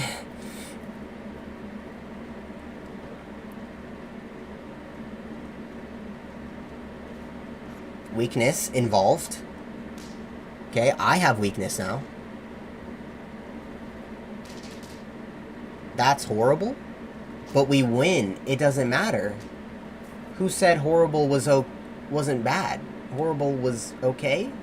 Does that make any sense? Poodle? Ha. Funny. So I could do this. I could do this. And then I could do...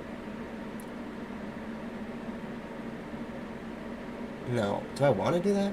A snake would be insane.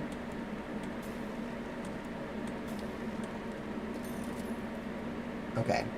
So here's what I want to do. I want to buy this chocolate. Who do I give the chocolate to? Snake. Wait, that's actually pretty good. But now I'm looking for level 2 ostrich. I'm looking for maybe another chocolate just to get the achievement. But it's kind of sandbagging when I haven't even won yet. I haven't even won yet. I'm trying to go for the level 3 alpaca, or I keep calling it an alpaca, but it's called a llama. Wow. Sniping the Spinosaurus.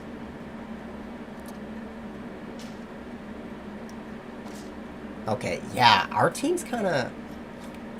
Why is our team kind of...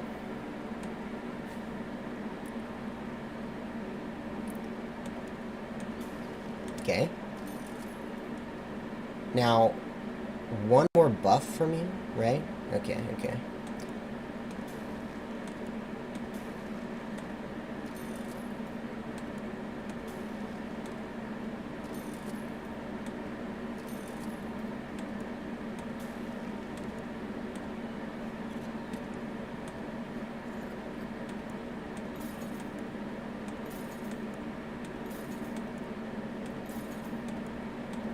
Now you could start talking about a 5th unit on the squad. What that 5th unit would look like? Doesn't really matter, as long as there's another unit, I guess. Weakness, insane. Weakness, the melons. Insane. Giga Chad.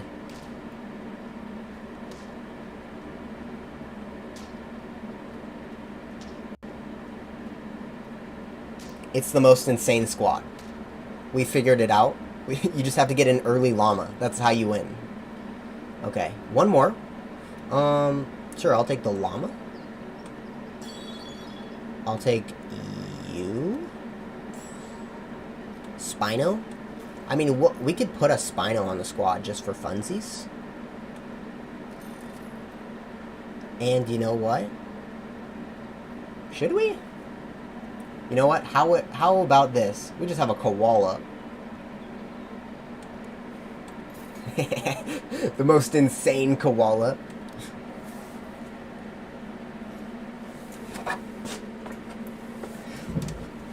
Just a random koala that does nothing. Except maybe gives us like a 1-1 or something.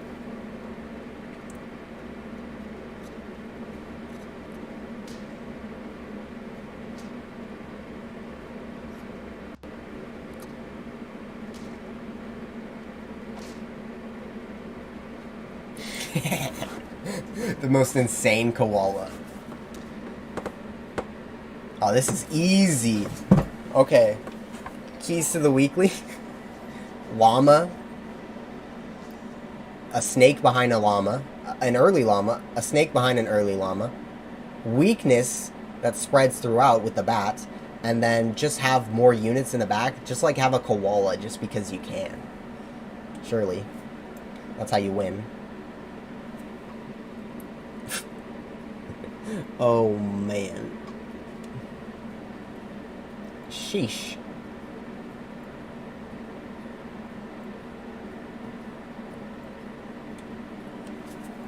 Well, there goes that, huh? Function.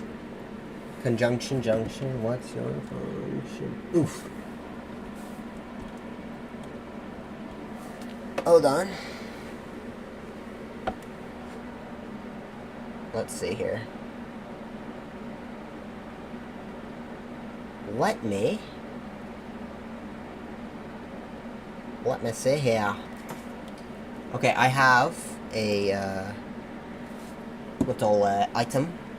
So for the, let's see here. For the, let me get a little thingy mabobber. Little thingy mabobber. What am I talking about? I'm talking about I'm about to end the stream. And let me send you over to this video. If you are here in the chat, I hope you enjoyed. I hope you hit the thumbs up if you did enjoy, and then subscribe if you want to see some more stuff. This is just my like second official stream. The last stream I had was what was it? Oh yeah, I was naming all the flags for the countries. And I could not end the stream until I got every country correct. Let me see. So here's that information, and then if you are in the chat, you want to go watch some more content. That's my latest video on Mexican town, right there in the chat. And yeah, I don't know when I will stream next. Maybe, what are we thinking here? Whenever I figure out a cool idea for the stream. At the beginning of the stream, we talked about, we talked a lot about Detroit and its comeback and some of the infrastructure going on there. So that was something I wanted to touch on and see if anyone had any comments on that during the stream. So probably make that into like a YouTube video and whatnot. So when I think of the next topic, also we could just like talk about geography. But I usually do like to have some main idea or some somewhat interesting concept to at least start it off and get it going, and then we could kind of do whatever we want after that. So with that being said, I think I'm going to end it there. We did probably like 40 minutes longer than our last stream, so that's pretty good. We're kind of inching up or being used to. Last time I was really hungry afterwards. I think it's probably because I was standing the entire stream, but now I'm in a seated position, so I'm not wasting as much energy just by being here. And then yeah, I mean, sheesh. Follow Instagram. I mean, AJ Valenti, A.J. Valenti. Follow on Twitch. Subscribe on YouTube. What else to say? I don't know, man. I think that's all I have to say for today. Hope you did enjoy, and yeah, see you next time. Hopefully I can figure out how to schedule the stream so it's more, more fluid in terms of like not having to copy and paste everything every time when I start the stream. Yeah, so thank you so much for watching, and peace out.